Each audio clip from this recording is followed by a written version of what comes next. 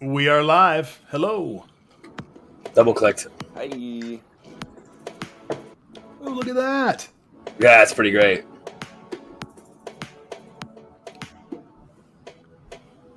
Well, welcome to the show, everybody. It's America Heals, episode 23.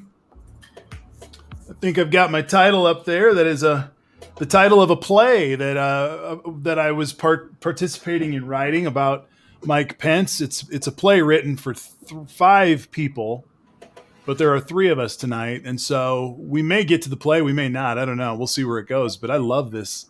I love this kite stuff, man. That's springtime right there. Isn't that great? Is this where you were at today? No, this is Denmark somewhere. I was just in a field behind a middle school. That's some pretty steady wind right there, too. Yeah, it's on a beach. Did you guys see that viral video of the kite that picked up that little girl, and like lifted her like 30 feet in the air and That's spun her so upside scary. down, and then like set her back down on the ground? So scary. They like jumped up and caught her when she came back down. Oh my god. It's so scary. Mommy, I don't like kiting anymore. Yeah. I don't know why Sally never wanted to go to the kite festival ever again. She doesn't remember it, you know. She Look at just that never wants horse. to go near kites. There's a couple kites in here I'm really fascinated with. One's a scuba diver. He's got twin stunt kites there. Oh, that's cool. I've seen that before. That's sweet. I have a stunt kite. It's an airfoil, which is nice because you just pull it out of the bag and tie your strings and like you're going. That's cool. That Optimus Prime was pretty cool. Eminem. That's cool. Yeah. Wow. There's a guy on a bicycle. That was cool. Yeah. That's the guy you buy. That's the guy you buy all the good stuff from. Go figure in Denmark. Anybody need There's a scuba diver. See the scuba diver? Kite festival.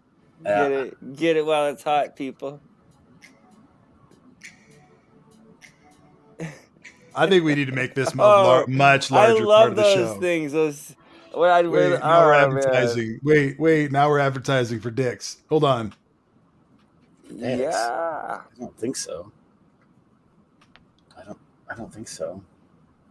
I was just calling everybody dicks who's not that kite festival. Okay. Yeah. I think we're done. It was cool. I want to watch it again. Those three-wheelers getting pulled by the This is something else. kiteboard kites, so those are awesome. This must be Japan. Oh, now this is going to have an ad now. See? Now we're going to get into copyright. We're going to get sued. That's, yeah, get out of here. Do it. Free commercials. Not endorsed by these people. No. Oh, my gosh. I'll have to send you the link to this one. Starts off with like a blue whale kite. All right. Anyway. We can all lose our minds in wackadoo kite festivals, or we can get down to hard facts. The hard facts are that we're in episode 23. It's true. And I wrote a play that's got 5 parts, and I need you guys to ponder the idea of us trying to pull this thing off. So think about it. There are 5 characters. And one of them is for Nate, who I sent the link into our thing. And if Nate is able to come on, there's a part for him, and his part is the QAnon guy.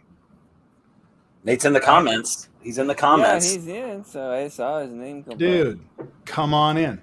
I waved at people. He's in the comments. There's a couple other characters. The main character is Mike Pence. And I have white hair. And I was in the wind all weekend. And so I'm going to play Mike Pence. Jeff, there is a part that was written just for you. And that is, you're St. Peter. Ah. Tim. Because the hair. There's a part that's for you. And that is, well, there's 2 of them. And this is where we get into the crazy piece. There's the QAnon guy, potentially, and then there's the character of Satan. Everybody wants to kill Mike Pence, and then here's the sort of the main character, besides Mike, is Mother. Mother. So that's where we're at. I'm with you. I definitely am well versed in what Satan might sound like. Could you be both Satan and Mother? Wow. Absolutely. I That's the kind of am range that I'm trying to get to, man. Wow. ready. I do have that kind I'm of range. dancing around the issue. I always speculated, and anybody who wants to can join in on this. I always speculated that it said more about the wife of Mike Pence that he calls her mother than it does about Mike Pence that he calls her mother. You know what I'm saying? What does it say about her personality? That's what she's comfortable with being called by her husband, her hubby, her partner. You know what I mean? It's very weird. It's very much of a powerful situation. Seriously, it's not anybody. Nobody's joining in on that. Nope, nobody wants to take that bait. I don't try. I don't blame Dude, we're you. starting slow. I do not even care. People are like, It I'm is not what gonna it is. touch. Here we go. I'm not gonna touch the mother comment with a 10-foot pole. I get you. I agree. Oh, we're going down that rabbit hole. Let me see if I can find Jeff. Do I have a text from you, like in a text form? It's like a text message. Yeah. I don't know. I'm trying to figure out how to send this friggin' PDF, and it won't go on to a Twitter thing, and it won't come through here. So I'm just trying to figure that out. I just sent you a text. You had sent me one, but it was long ago. Nice. It was a couple months ago, so it's probably way down. And knowing how many people you probably contact a day, it was probably in the 6th or 7th screen of your phone. That's kind of what happens. Wow. Boom. Nate's not commenting. Nate, are you joining us? Are you going to be a Nate, cast if you member? go into the America Heals fan club, there the link drop it into your Google Chrome and come in. You've got a part. Otherwise, we're gonna have to find somebody else to play. So Jeff, you'll have to play. I'm with you. It's the hard work of bringing the thunder. Mikey, are you in the closet again? Hold it in, Tim. I'm just warming up. It's Do like, some breathing exercises is a great way to jump start. straight in. You have to like digest it a little bit. All right. Now it's marinating. I'm good. Excuse me. You're feeling See mother. Yes, it was just touching the character. I was getting in touch with it.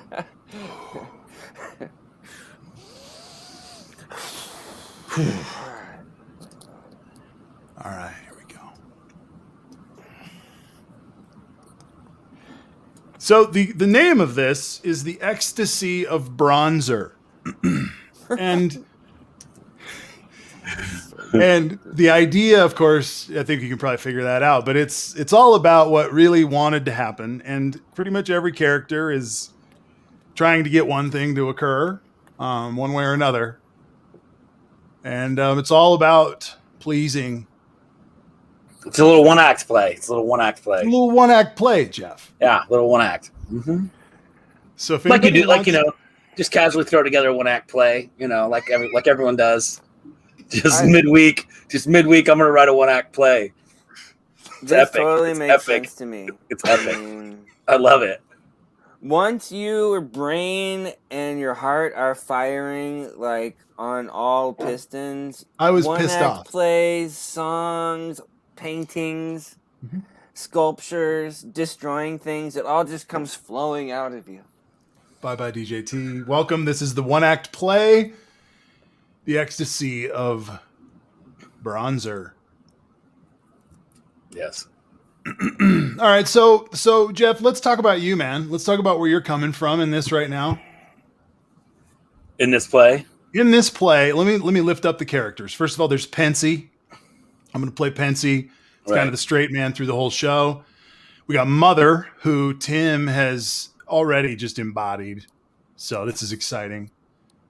There's a bunch of Pencey and Mother. And then there's this character that's built for Nate, if you're willing to come on. The name of the character is Anonymous with a Q, Conspiracy Asshole. Yes. I just think that he can do that. I'm happy to play both characters, though, Jess. Then we got this character that's for Jeff. It's sort of the second half of the one act play. Yes, I noticed. Saint Peter. Right. Powerful role. Very much a gatekeeper. And there's some moments in there. And then we get Satan, who's the final sort of answer. So I don't know, guys. I'm going to be Pensy throughout. So Camera in my computer doesn't work, Nate says. shit. Like a catfish. Like a catfish. Sure, catfish. Sure, bro. Do I need to buy you one? Sure, Nate. It's glitching out. I'm driving through a tunnel like. I mean, I guess you can have Chrome on like an iPhone, can't you? I mean, you could theoretically open it on an iPhone, I think. I don't have any idea, and I'm not jamming him. We will deal with this another time. Okay. This may just be the first reading. Okay. I'm three characters tonight. Well, wait. I need to. Fair enough, bro. And Satan. But if you'll notice, some of them are in place with each other. I'm asking Jeff, are you feeling any of these, man? If we're going to try to do this, are you feeling any of these others that you're able to sort of move around in? Tim, you might want to take your hat off or do something. I'm not sure, man. Mm-hmm. For Mother? Right. I mean, Mother, yeah. It seems to me what we have is the asshole. So I could be St. Peter in the asshole, I guess. All right. Okay. They don't seem to ever talk back to back. There's like one spot. All right, cool. Then you might just have to, Yeah. Here, let me get a costume. See? Here we go, guys. Who else is doing this shit? Let me see. Who else has these problems? There you go. Perfect. All right, so we all know Q people wear hats. So when I'm Q person, I'll wear a hat, and when I'm St. Peter, I won't wear. St. Peter would never wear a hat. maybe a yarmulke, I guess. Okay, so you're gonna be St. Peter in the QAnon nut job. Yep. And I'm gonna be Mother and Satan, which might not be that far from the truth. Not to just put any disparaging comments towards Mother. Just saying. They're all fictional, we're all in a fictional situation here, of course. Any similarities? I mean, who is the bronzer? Who's the bronzer? That doesn't make any sense, right? It's the golden statue of a douchebag wearing flip-flops and holding a beer. What? A bronzer? Yeah, I'm with you. Some okay, fries. Mother. I'm ready. All right, everyone. Here we go. Nate, we'll get it another time, dude. It's no big deal. Nate. Just please enjoy this. This is for you all. Periscope's coming to an end, and we'll begin. We're gonna do it off. We're gonna send it off in style here. Ladies and gentlemen, the ecstasy of bronzer.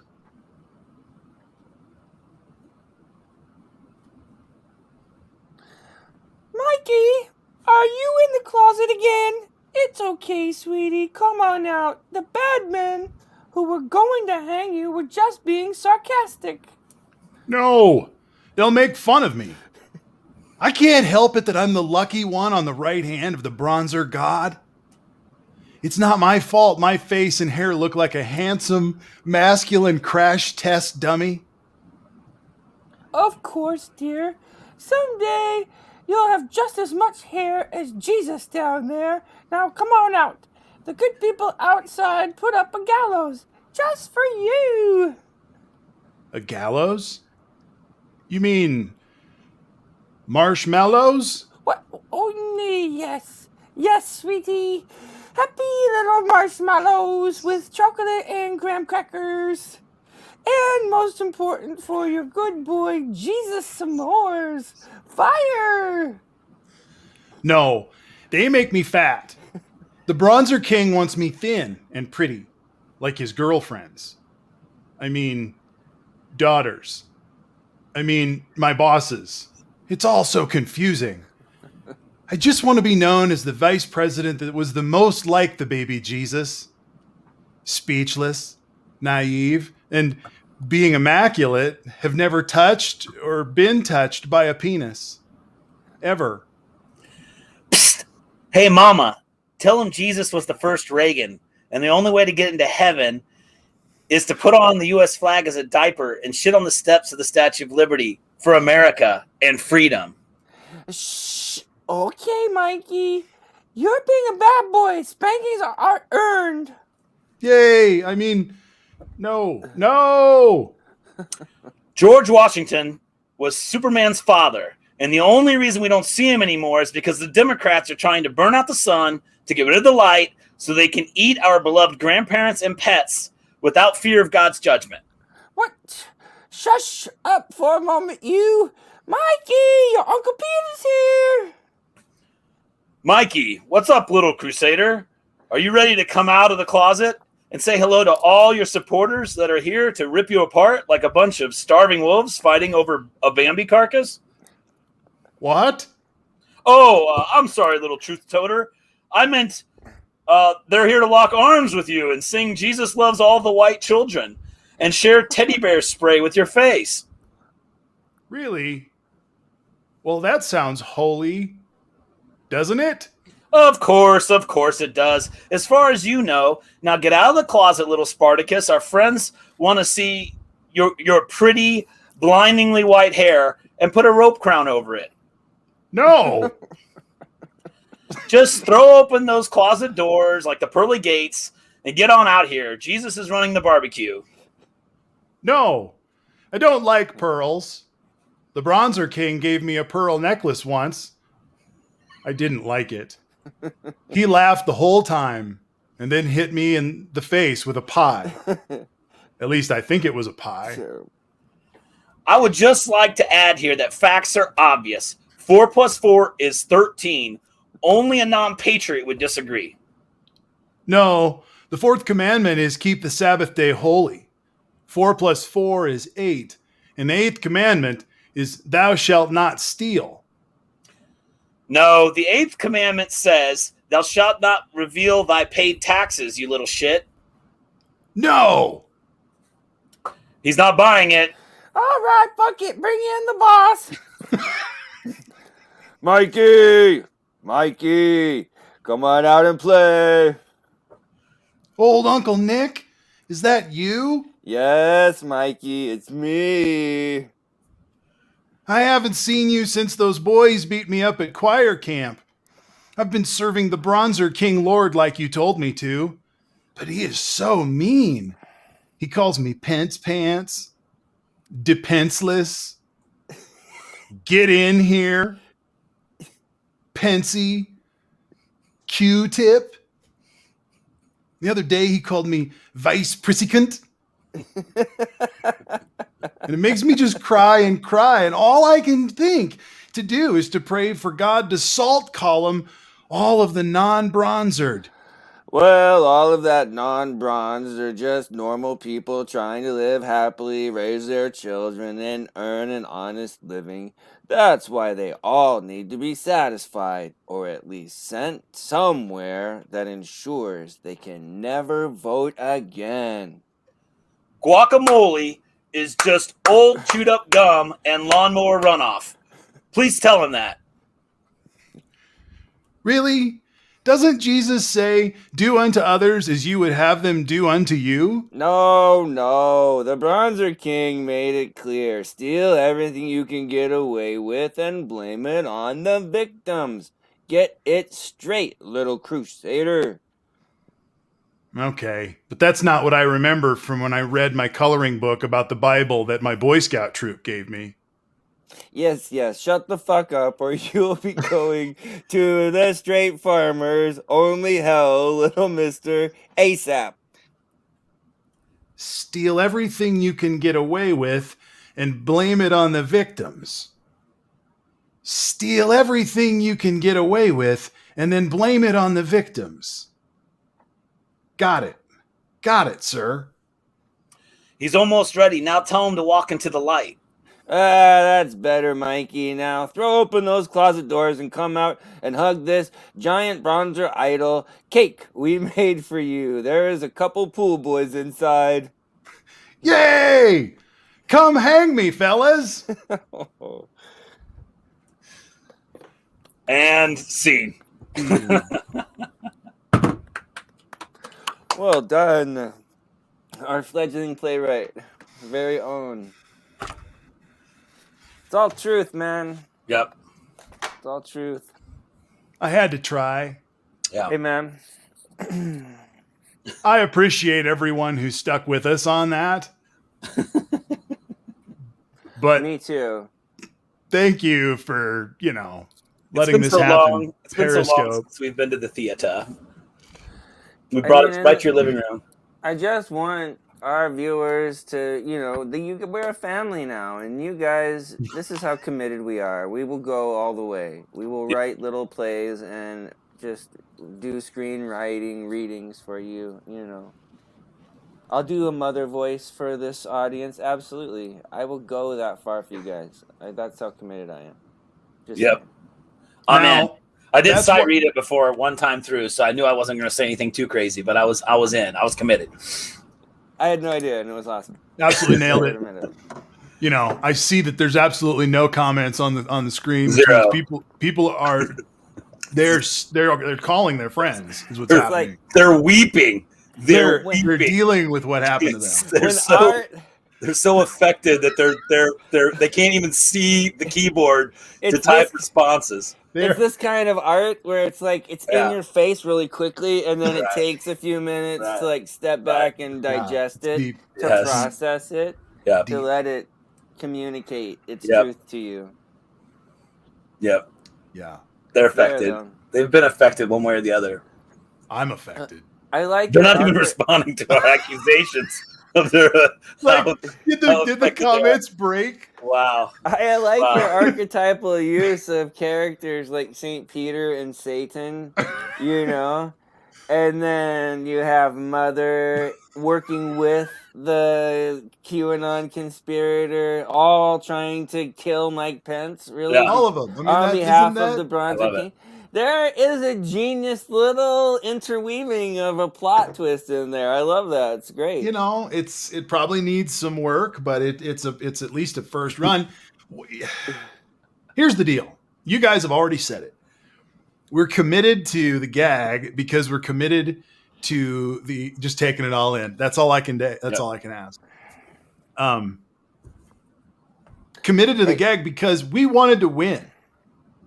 We wanted to freaking win. And so when we see HR1, I'm so excited about it. When we see the stimulus package finally getting through the just bullshittery of what we had to watch in the Senate to get through, we are now past the question of whether or not we need to move on the filibuster, like straight up, take it down, get it out of the way, and govern for the next 30 years. And don't lose, because what you're doing with America is amazingly popular policy, and it's time to no longer mess around. It's just, you can't mess around anymore. We now know that there's not a Republican who's going to side with us ever on anything.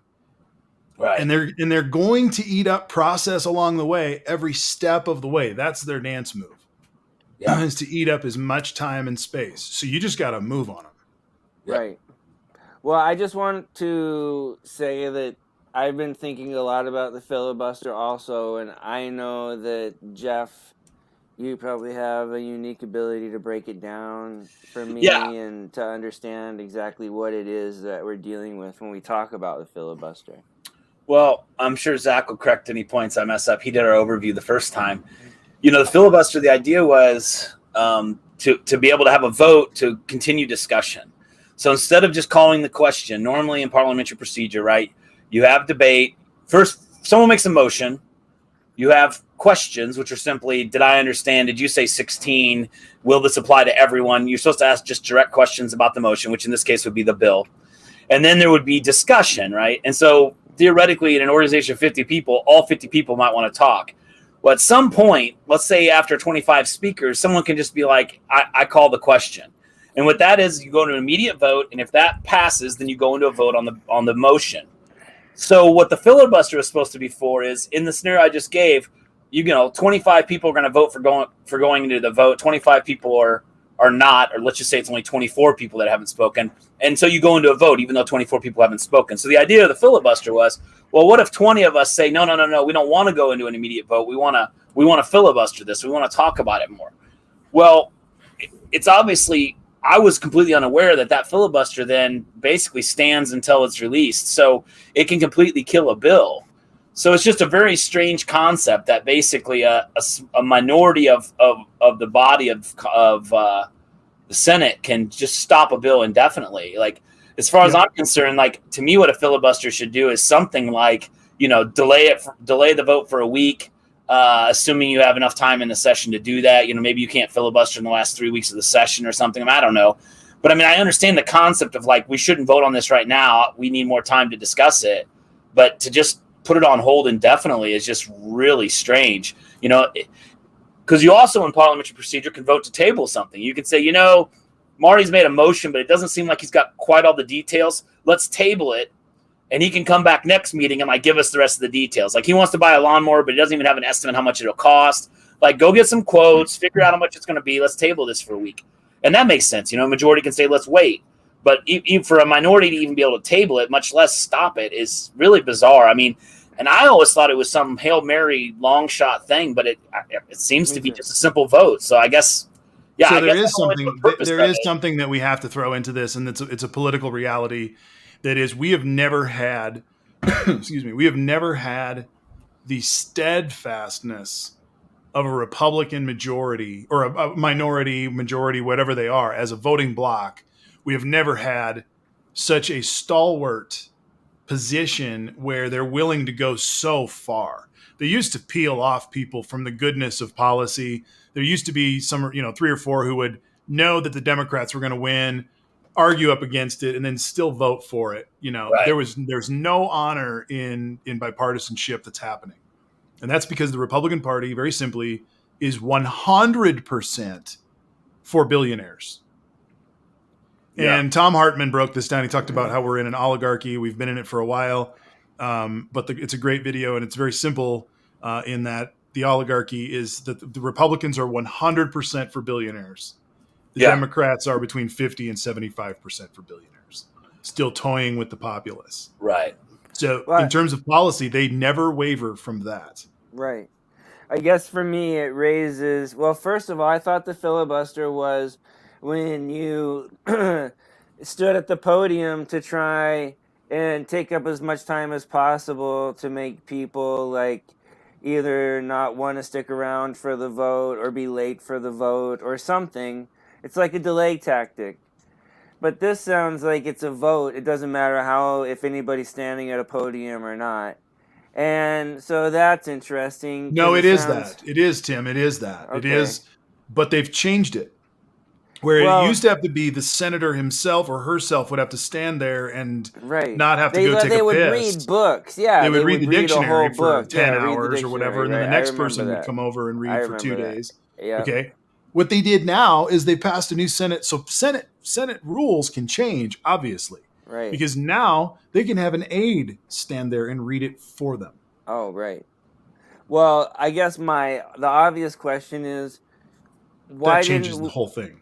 Why didn't we use this more as Democrats to stop some of Trump's bullshit if the Republicans are just going to turn around and use it against us when they're in the minority now? So the other side of the same question. Why do we not play to win?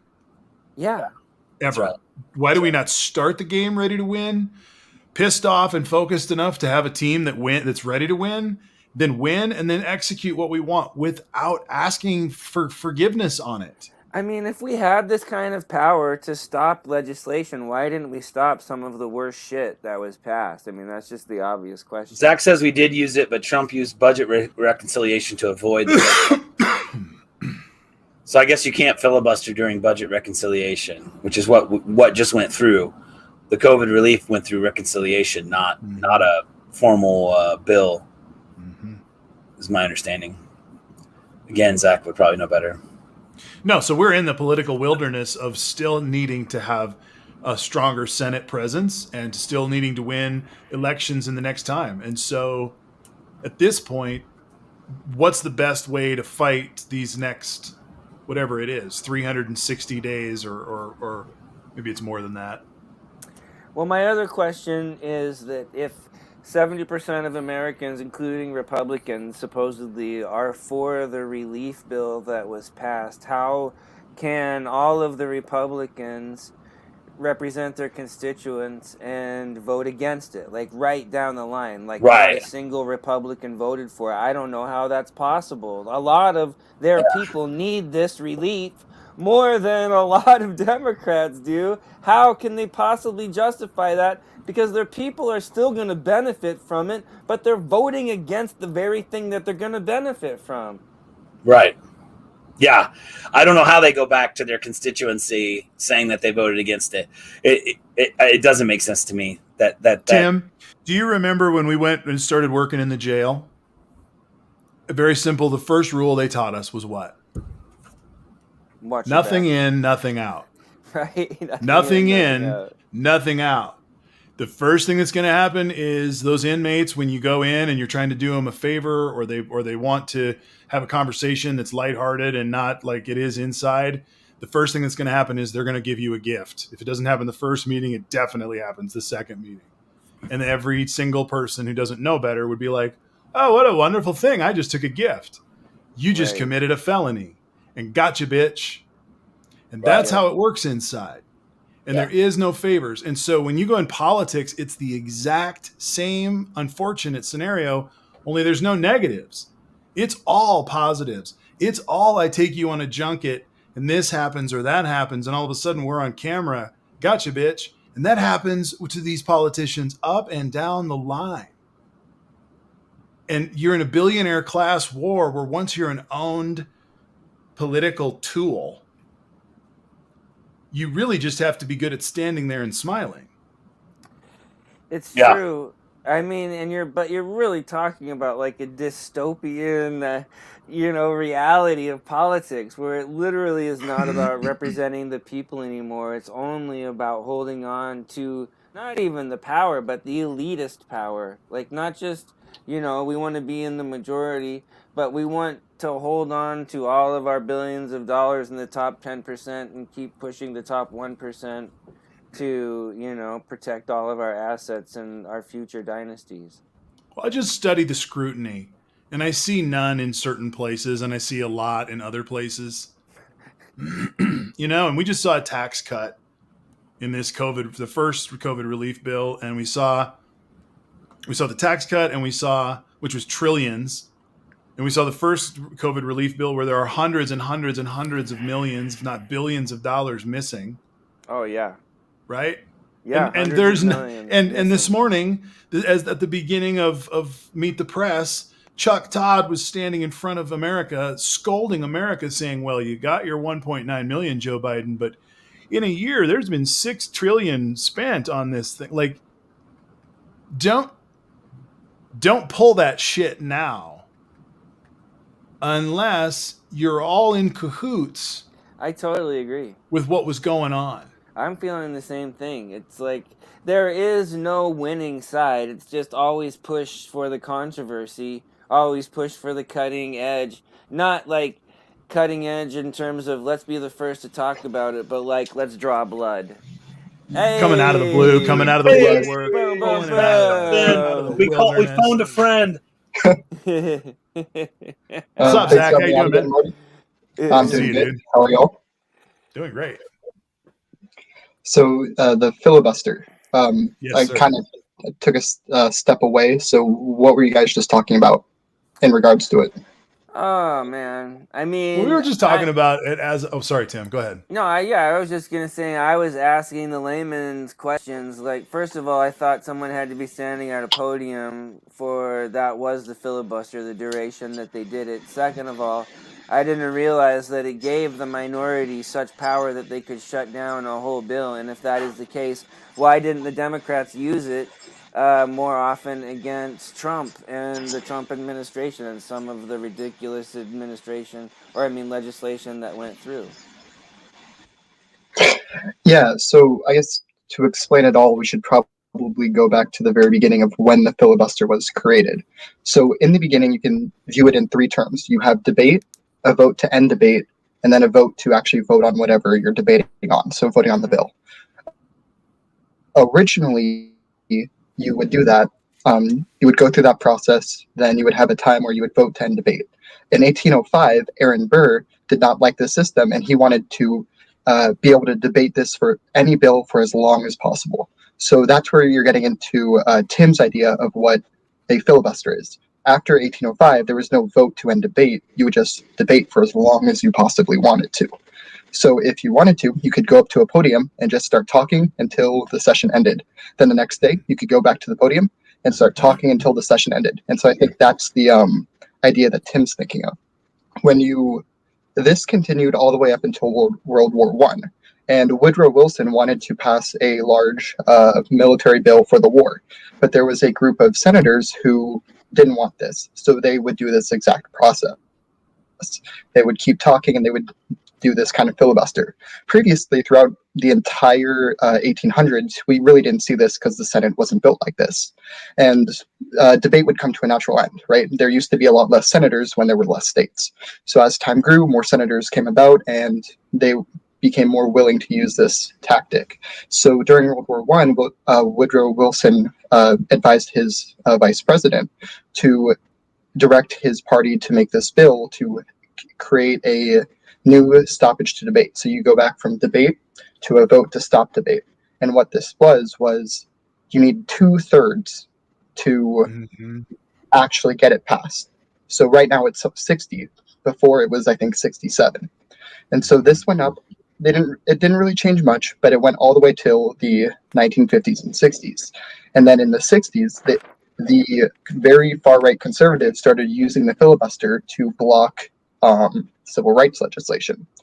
And they fast-tracked it by ending the ability to do long speeches. So you had the time before debate, and then you had the vote to end debate. What they did was we can get rid of the time before debating because we don't want to hear these conservatives do these super long speeches that are basically nothing. At one point, I think you had Strom Thurmond. He was peeing into a bucket while still being on the floor. So just so he can continue that filibuster.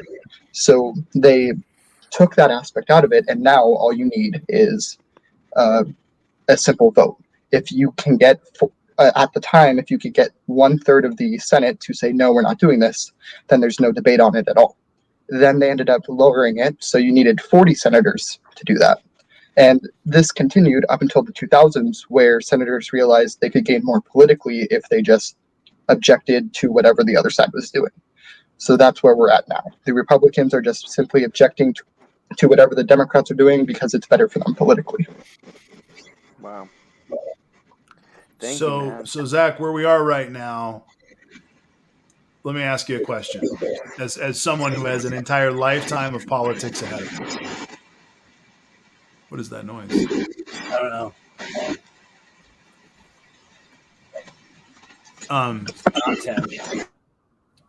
Oh, it's Zach. Zach, you got a hamster on your desk or something? Or like an evil spirit trying to talk to your computer. Is the ghost of Aaron Burr trying to silence you? Well, we are in the theater now. It is better. Whatever happened. Jeff is peeing in a bucket. That's right. I was peeing in a bucket. You nailed it. You nailed it.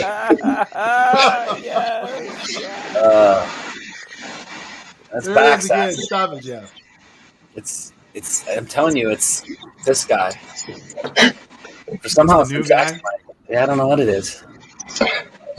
Give me a moment to get my headset. There you That's go. Probably what it is. I don't have the headset. Yeah, it's probably just feedback from the fan or whatever in the machine. It's definitely on his end. Well, we can all address this question, and this is really the question that I want to talk about in the midst of the filibuster as well. But we at a point in our politics as a nation that we already know the answer before we start the game. Therefore, it's total war politically, which means pass 10,000 bills in this session of Congress because you can, and let them do their best in the next time they get power to do their level best and just fucking throw down. Because in the gentlemanly, sort of genteel way of treating things with slowness and carefulness and all of this, they were not careful when they dismantled this government. They were not careful when they changed major policies in the environmental world and in Oh. water regulations and all sorts of other things. They were not careful and slow. They were quick because they had power for this much time. It was like a fuse on a stick of dynamite. Right. Democrats always seem to think that we're going to have another 30 years just given to us. And the days that's what that siege on the Capitol by the fanatics, that's what that showed us is we don't have time. You have to control what the situation right now. So this is long-winded, Zach, but do you think that we're in this time of total war and therefore you got to do everything you can, or do you think that it's a mistake to get rid of this mechanism that does give minority power in the Senate? I think you need to do whatever you can. You were elected to, Joe Biden was elected to run this nation. The Democrats collectively were elected to run the House and the Senate. So the voters have a say, and they wanted the Democrats to rule, so we need to let them rule. And kind of jumping back to what the Republicans did, the Republicans were actually very smart. I hate to say it, but Mitch McConnell is an extremely smart man when it comes to parliamentarian tactics. They did a lot of stuff. Most of what they did was not through normal up or down votes, normal order. They did a lot of executive orders. They did a lot of budget reconciliation. So they found ways to just ignore the Democrats. And I think the Democrats need to start finding ways to ignore the Republicans. I know that's not the most popular take in a time where, our president is calling for unity. But I think when he means unity, he means normal people like us, uniting and being calmer. He doesn't mean the politicians. The politicians themselves, if the Republicans are going to, vote to upend our elections, on January 6th, if they're not going to vote to impeach Trump, those aren't people worth working with. If they're going to vote against one of the most popular STEM bills in the country, they're voting against their own constituents. They're voting against reason. They're voting against normalcy, right? So there's no point in trying to reason with these Republicans. The Democrats need to rule, and they need to do what they want to do. And in my opinion, if the Democrats do pass their agenda, they're going to be ruling for a long time because more people like the Democratic agenda. Yep. It's a good point. Doesn't it take a different posture to live that way, though? Do you feel like maybe we're at that point where we need to really claim that posture?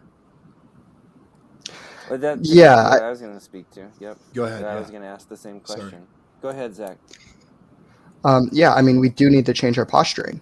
I think that Joe Biden, for all of his good, all of his bad, I think he's starting to become aware that you can't work. These aren't the Republicans that he worked with 20 years ago or 10 years ago. The Republicans right now are people you can't work with. These aren't really people you can compromise with. When you look at the STEM bill that you saw some of the moderate Republicans put up when there was very early negotiating, what they gave Biden was a slap in the face to him. It was like a $600 billion stimulus deal. That's nothing. Those are the people who are the good Republicans, the ones we could hypothetically negotiate with. There's no reasoning with them. So we do need to take a stance of we're going to go our way. And if you want to join us, if you want to join what's popular and what's right, awesome, come aboard. If not, then we don't need to hear your voice. If you want to join us, maybe we'll hear your voice. We'll give you some credence. But if you're just going to keep pulling this crap and ignoring our whole agenda, then we don't need you. You're gone. You're nothing. I feel like the question about do we need to change our posture is the right question, because it's really like if you're in a fight against another person and they fight dirty, you can try to fight normal or you can get down and fight dirty. And the real concern that I think that prevents Democrats from getting down and fighting dirty with Republicans is the very thing that makes us, have the moral high ground, is that we're afraid that if we fight dirty that we will lose our integrity, and if we lose our integrity in order to win the battle, then is it really worth winning the battle in the first place? If the battle is getting the John Lewis Voting Rights Act passed, then I think we're on the right path. It's a very solid point, Zach. I don't think we're losing any integrity by making sure that bill gets passed. Well, and that's that's the thing. We're not in the old rules anymore. We're not in the old rules. The old rules would say, well, hey, you wouldn't want to ruin that relationship because one day we might be able to work together. Never gonna happen, dude. Right? Never. Never gonna stop saying it to yourself. Stop, you know what I mean? And it's a habit that certainly all of us who are optimists might hope that the right thing can happen. It's never going to happen. Yeah, We literally had an insurrection, and we have an entire half of our political population in Congress openly just like, yeah, whatever, just whatever. Right. It's still happening. The insurrection is still happening. The Totally. Republicans voted against the stimulus package that their own constituents need and support. Literally, their own people are saying, yes, we want this. And as an entire bloc, they voted against it. And I guess I must have missed something because I thought at one point Trump said, give the American people $2,000. Didn't Trump order that? And isn't he the head of their party? So what are they doing? I mean, it's just sheer political game, right? They're just, I mean, I find it, I agree with you, Tim. The idea that these people go back to their constituents and have to explain, oh, well, there was pork in the bill or whatever. I mean, really? Right. Yeah, really? What about the hundreds of millions that are missing from the Trump? What about the hundreds of package? millions that you made as a senator when you found out there was going to be a crash and you invested short in the stock market and made millions of dollars? Oh, man. This shit just happened, man. Right. This crime spree is still rolling. They're still in the car. Exactly. Yeah, that's right. Right? There's still dollar bills fluttering out of the trunk as they speed down the highway. They're reloading, heading for the next bank, you know? Seriously. Yeah. And meanwhile, they're putting up transphobic signs in the hallway, just playing games. Pissing into the wind just for the fun of it. It is. It's just playing games. It's what George H.W. Bush was able to do so well with the flag burning bullshit. It's gaslighting because they have a taste for it. They got a sugar high for it on their side. Yeah.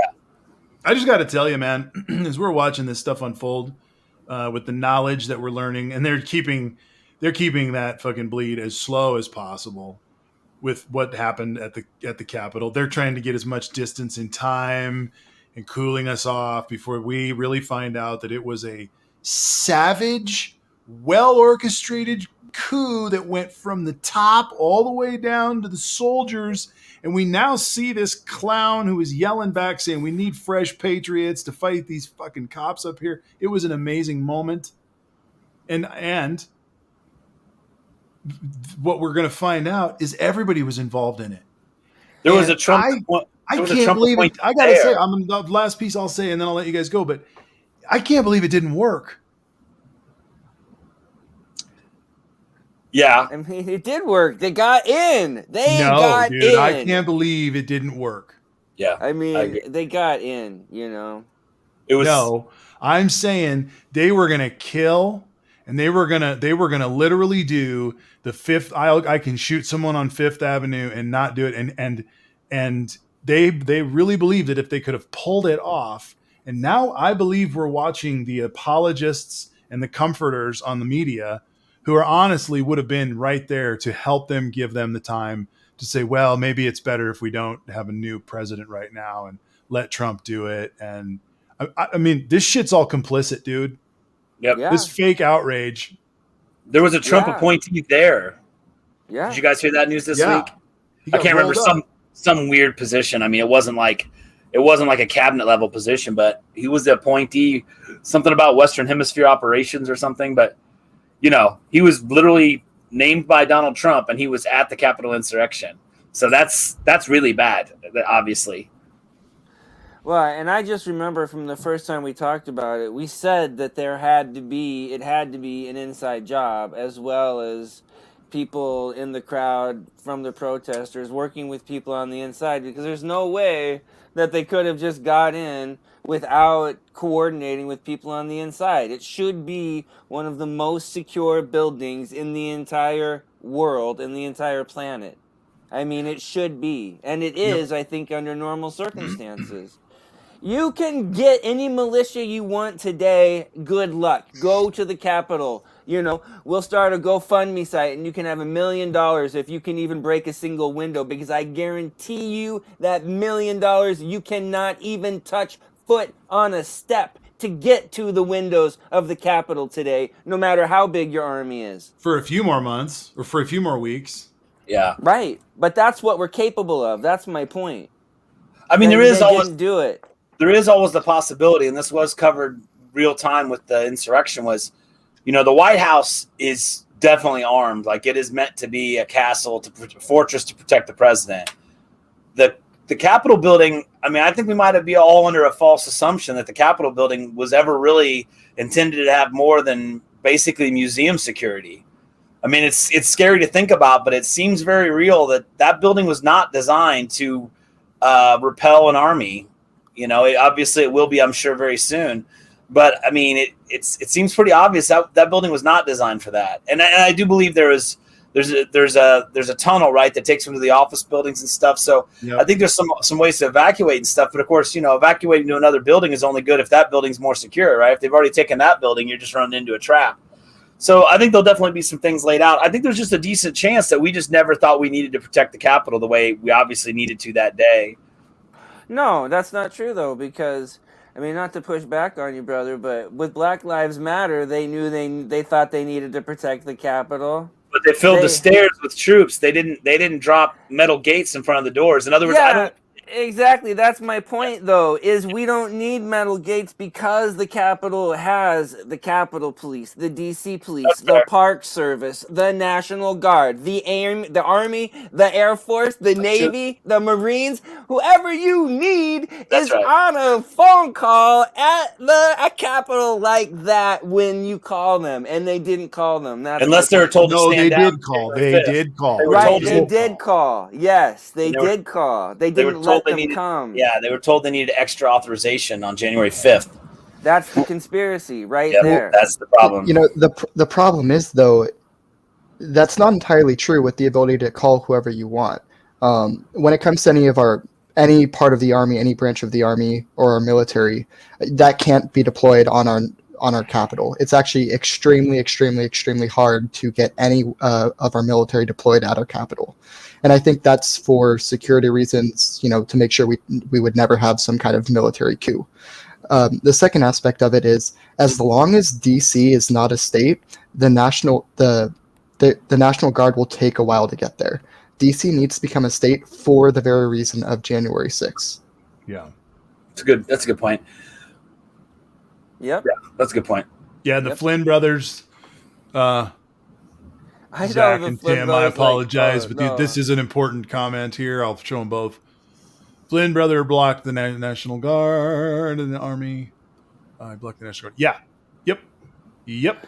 But again, and to that point... And they took the QAnon oath. Right.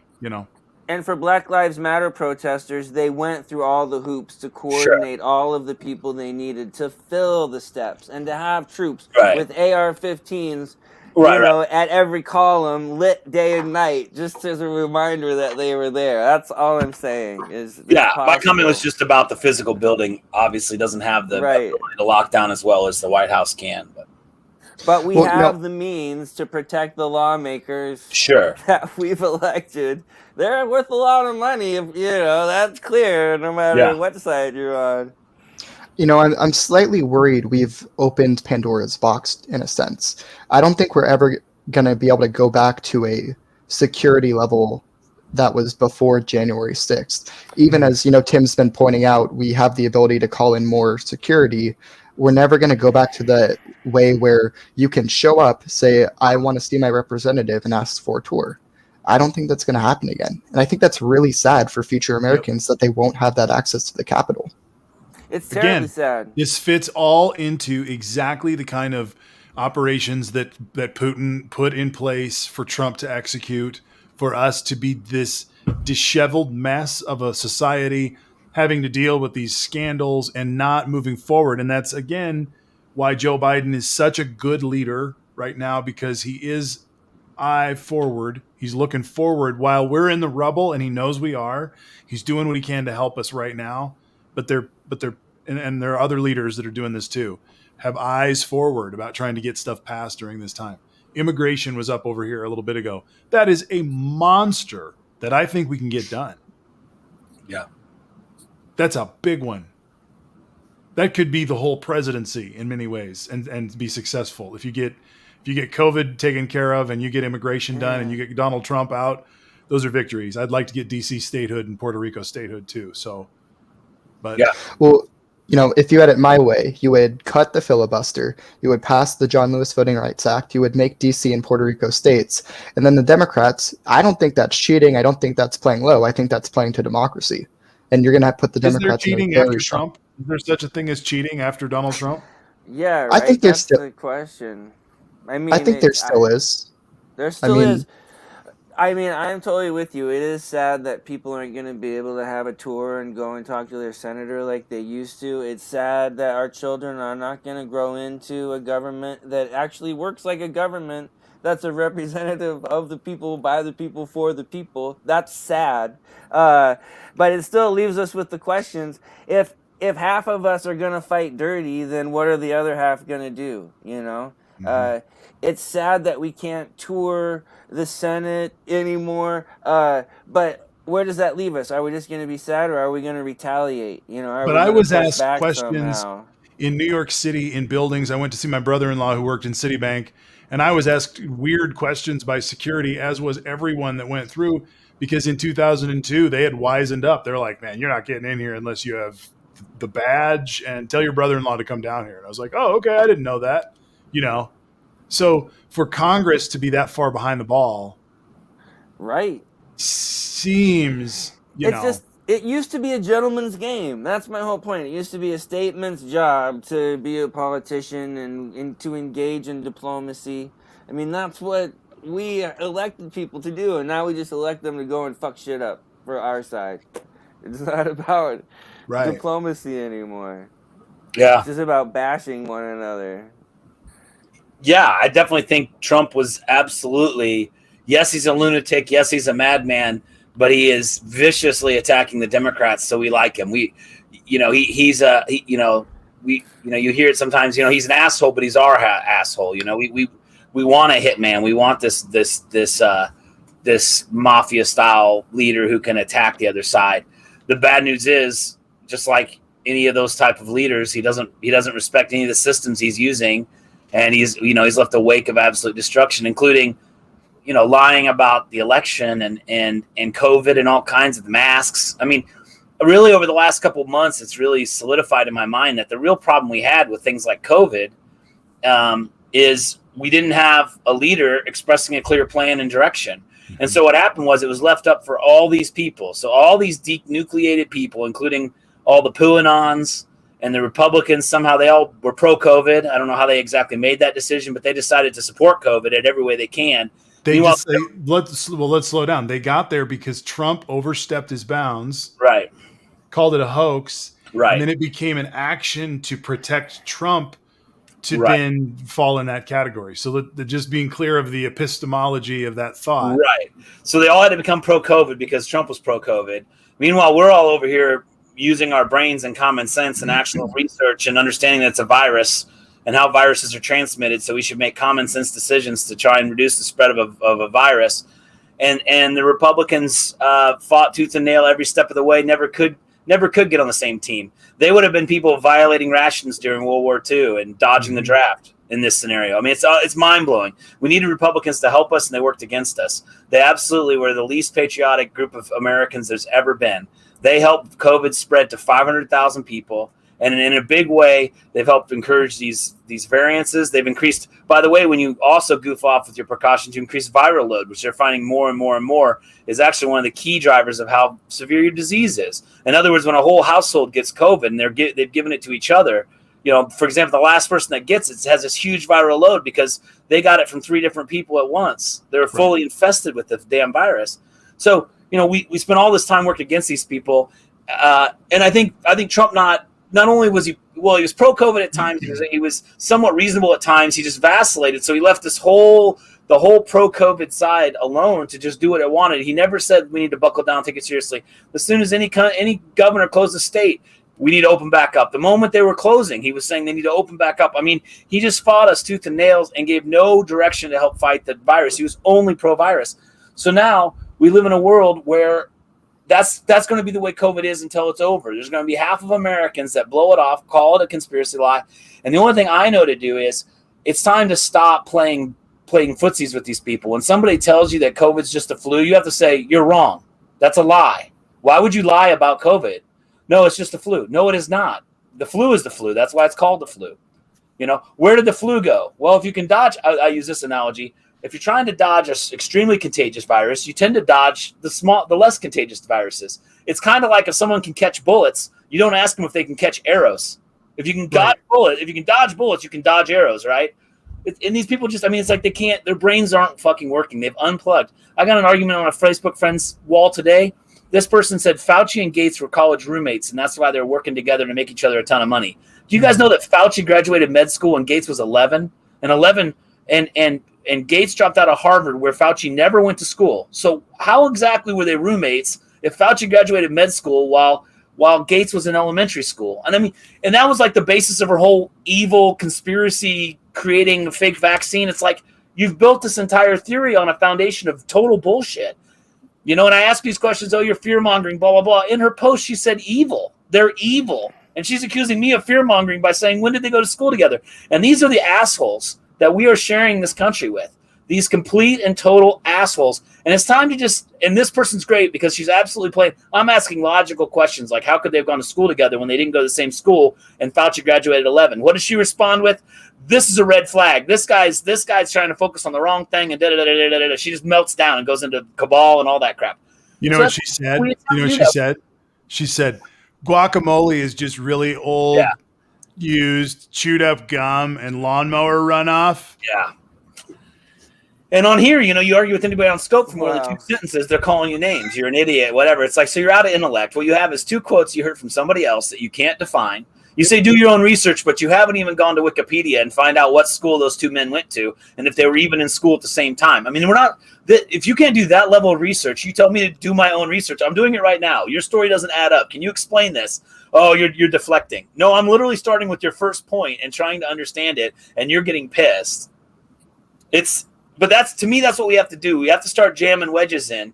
And, you know, people have a choice on social media to make a political post or not. And if you make a political post, I can choose to comment on it or not. If you don't want me discussing things, you can unfriend me. I can unfollow you. It's up to you. But when you post something dumb on Facebook, I'm going to respond and ask questions respectfully. And it's easy to get these people hot because you just ask reasonable questions like, when were Fauci and Gates roommates? And she'll never be able to answer me because they weren't, because they were never in college at the same time, nor in the same place. As far as I know, Fauci spent his whole life on the East Coast and Gates spent his whole life on the West Coast. I could be wrong. But I mean, it's just, you just got to start jamming stakes in the ground. And that's, to me, the only way we're going to actually have unity is when these wackadoos start lying. We've got to just hit them with facts. That doesn't make any sense. Masks have been around since the Black Plague. Masks work. Everyone knows it. That's why we've always had them. And just step by step, walk them to the truth. And you know, if at some point they're going to just call you a name and run away, well, at least they showed they don't have the ability to hang with the truth. Can I throw that Greek piece out? The Greek philosophers' code is that there's logic. You have to win the argument in the logos. You have to win it in the pathos, which is the heart, and then you have to win it in the ethos, which is the ethic, right? Yeah. Think about the ethic of this person you're arguing with. You're never going to win. 2/3 of that person's argument are grounded in disagreeing with you. And so if you're playing in the third of the logic part with this person, it's like a cat with a mouse. They're not going to move. And so the question has to come into either the ethic. What do you think is right? And that's going to be a place of disagreement as well. It's going to be a critical. Well, I believe that, you know, libtards are evil, and you know they're going to go to a different place. And so I don't know how to do this other than to pull the conversation into like a hyper local super similarity thing that we might share together that we can relate to about a different question. And then you got to pull it all the way back up to the dysfunctional politics, because at some point you have to get these people to understand and agree to the fact that there isn't any difference between us. We're all suckers and they're the winners. That's right. Right. That's right. I was thinking about that in terms of the phrase I've been hearing. Obviously, we've all been hearing it a lot, but the big lie. Mhm. Right. Now, it struck me like yesterday that every time we hear the big lie, there's two different groups that hear it and hear the same exact thing in a completely the opposite way, right? For us, the big lie is Trump saying that the election was stolen. When the Republicans hear the big lie, they hear the big lie that Biden won. And the truth is that the election was stolen. So both sides hear their own truth in this bold statement, the big lie. And so there's no ground made by using that language, the big There's no lie. shame given to one side that might. In other words, they're being allowed to hold on to their lie without any ramifications. That's what CPAC was. CPAC was just holding on to the lie, and they even called it the big lie, and they celebrated that we're not going to take this shit standing down, We're going to stand up and fight the big lie. It's like, oh, fucking come on, man. Are you serious? Yes, they're serious. Oh, man. I asked this question a long time ago, Jeff. Yeah. How do we play softball with the, anymore? How do we play? Do we disagree on those things too? Where in the web of reality, from going to a little league softball game or baseball game and being able to somehow sit together and watch a game in peace and harmony, and maybe this stuff doesn't come up, but we agree on the rules there. We perceive the game to have happened in a similar way, in a nonchalant fashion. We go to a concert, we can get along there. But as soon as we move into this stuff, we're like hyper pissed. Yeah. It obviously comes down, like I said, it's the bigotry and hatred that's really, I think, at the root of all of this, that people can just write off other groups. I mean, I think that's the problem. So like, you're at a baseball game and people can't compartmentalize that we have different political views. They think we're evil because we don't agree with them, and they're going to yell at us at a kid's softball game or whatever. I mean, it just goes on and on. There's so many levels. I mean, for example, the Presidential Advisory Commission on Election Integrity that Donald Trump had from May of 2017 to January of 2018, he literally had an entire commission on election fairness because he felt that millions of illegal residents voted in his election that he won, and they found absolutely nothing. So this man literally does a full investigation ending in 2018, but in 2020, the election was totally rigged and stolen, and mail-in ballots are completely rigged and fake and false and blah, blah, blah. That wasn't in your commission on election integrity. I mean, how dumb are your followers that you had an entire commission to investigate election fairness? You literally had a commission and you found nothing. And 2 years later, you tell them, well, like I told you, the mail-in ballots are crap. Why wasn't that a finding in the Election Integrity Commission? Right. I mean, you stumble across that. Oh, it's like, and even if they hadn't found it and then all of a sudden Trump came upon this truth, well, aren't you kind of the commander-in-chief, and aren't you kind of running the frickin' administration? And if there really is a problem with mail-in ballots, don't you have the power to fix it? Right. He was talking shit about mail-in ballots months before the election. I'm like, you still got time to fix the problem. It's not like we don't have time. Well, he was talking about that a year before. Yeah, it was exactly. Trump. He was just building his chicken eggs. Exactly. He was just building his excuse because, yes, in 2017 when he did the election commission, if he wanted to change the direction of voting in the country, he could have made that a political agenda, and he could have started talking to governors and minimizing mail-in ballots, and he could have changed it. Zach, can you give us some highlights of the John Lewis Act? There are some great pieces in there, and I just would love to slow it down and give some of that some light. If you know of any, not to put you on the spot, but I think maybe you do. I bet he does. I know a few things. I don't have it memorized. Actually, give me a second. I have this on my phone. I know one of them is ending gerrymandering. Okay. Do you want me to just read off the whole list? Sure, dude. Yeah. Let's just process it. It's worthwhile. Establish automatic voter registration at an array of state agencies. Establish same-day voter registration. Allow online voter registration. Allow 16 and 17-year-olds to pre-register, so they'll be on the rolls when they turn 18. Allow state colleges and universities to serve as registration agencies. Ban states from purging eligible voters' registration simply for infrequent voting. Establish 2 weeks of in-person early voting, including availability on Sundays and outside of normal business hours. Standardize hours within states for opening and closing polling places on election day, with exceptions to let cities set longer hours in municipal races. Require paper ballots filed by hand or machines that use them as official records and let voters verify their choices. That's kind of a give to the Republicans, if you ask me. Grant funds to states to upgrade their election security infrastructure. Provide prepaid postage on mail ballots. Allow voters to turn in their mail ballots in person if they choose. Allow voters to track their absentee mail ballots. Require states to establish nonpartisan redistricting commissions for congressional redistricting. Could you read the last two again, please? I'm sorry. I zoned out and they're too important.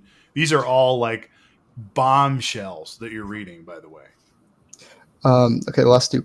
Allow voters to track their absentee mail ballots. Require states to establish nonpartisan redistricting commissions for congressional redistricting.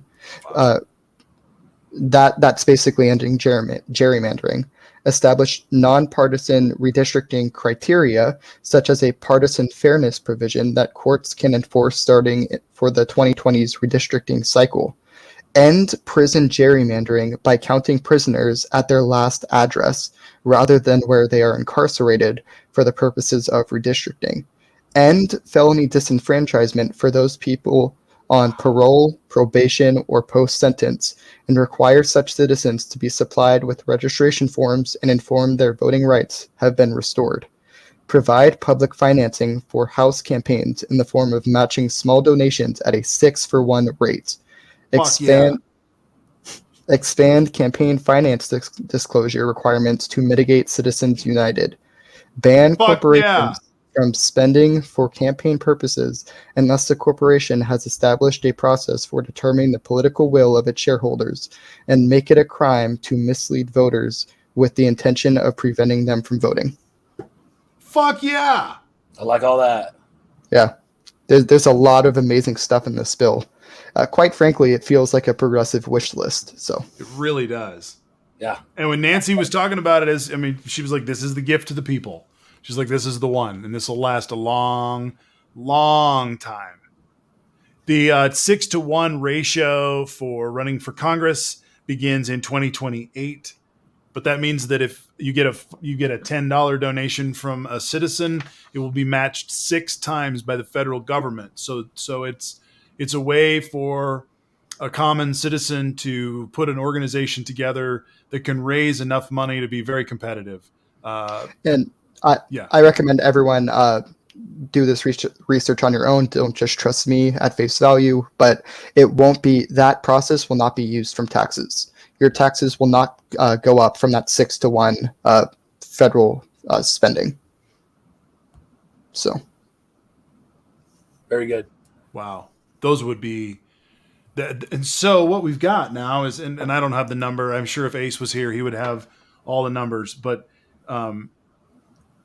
we've got so many of these bills that are coming through the state houses that are trying to curtail voting in a lot of different ways.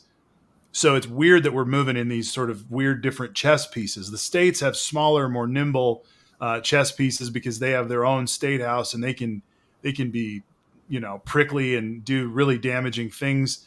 Like I believe it was in Georgia where they made it illegal to give water to people who are in line for 8 hours to vote. They're going to do this in these different ways. So this particular measure this is like civil rights legislation stuff. This is going to dishevel the Republican base. Yeah. If you get rid of gerrymandering. That's what I was going to say. If you get rid of gerrymandering, you have literally changed the entire Republican base. Yep. Right now, you got no more Jim Jordan. The power of the Republican base is built on gerrymandering. Yep. And a piece of the legislation that I think might go undercovered is the fact that it's going to ensure early registration, early voting on Sundays. Yeah. That is really important because in the South, a lot of black churches will rally on Sunday and get their I forget the word for their parish Yep. to go and vote together. Yep. So I think that's really important. And some poor communities, they don't have transportation except for the church bus. So the church bus gathers up all the church members and drives them to the voting station. Yep. A lot of those church buses are going 6, 7, 10 times to the voting stations. They're working all day getting people there. It's not just, a choir getting in and deciding to go together for a fun outing. It's like, no, they're actually providing a service for that part of the city. And there's a bunch of old people in walkers that are making their way to the bus and they're getting on it. I've seen it happen in Denver. Tim, I'm sure you've seen it in Chicago. It's what they do. Yep. And it doesn't happen very often, but when it does, it kind of mobilizes a whole community. I've heard a lie that comes around a fair bit too as a subtopic here is the mail-in ballots. There's somebody keeps repeating they put ballot collection boxes on the sidewalk that weren't monitored. I guess some people aren't smart enough to understand that a mail-in ballot contains its own verification in the ballot itself. You put your driver's license number or whatever the rules are. When you seal an envelope and put a stamp on it and drop it in a mailbox, nobody supervises anything after your mailman picks it up either. So the ballot that's a holy moment, right? The ballot itself, actually, where the box is doesn't matter. They put them all in a big box and then they put them in the vote counting place. It doesn't matter if I put 6 envelopes in one collection box or I mail 6 separate ones with stamps. I mean, it doesn't matter. They all go to the voting center. It doesn't matter. It doesn't matter the modus. The ballot itself is secure. So that's it. It doesn't matter. It doesn't matter if I even go to a collection point and put 30 in. Maybe I went around my neighborhood and helped everybody that couldn't get out of their house collect up their ballots and take them in there. I mean, if it's not against the law, it doesn't matter that I put 30 in at once. It may get your panties in a bunch, but it doesn't constitute voter fraud. Just FYI. Jeff, I'm just tired of that one. That one drives me insane. Because you still have to be a registered voter. You're going to be one per voter. I mean, there's all these checks and balances. The only way you can make a false ballot is to create false people that have proper voting registration, which is really hard. Go ahead, Zach.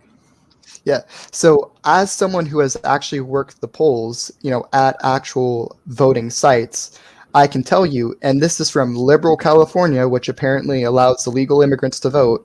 You have to have 2 people watching the drop-in box. Right. It's not left randomly on a sidewalk. It's not left unguarded. You have to have 2 people watching each other watch the box. Well, I put mine in an unattended box. It's out, and it's like a U.S. mailbox. It's got a secure drop. It's got like a door. You put your ballot in, you shut it, and it flops in. So nobody observed me put my ballot in because it was a mail-in ballot that I dropped in an unattended drop box. The second part that I was going to get to is the only other way is you get to those secure, usually they're like heavy duty kind of metal drop boxes, right? So you're either stealing an entire metal box that you're not going to be able to open without some serious power tools, which that's noticeable. You're not going to be able to do that in a snap second. Which has to be a felony, by the way. Yeah. Or you're going to a place where it is monitored.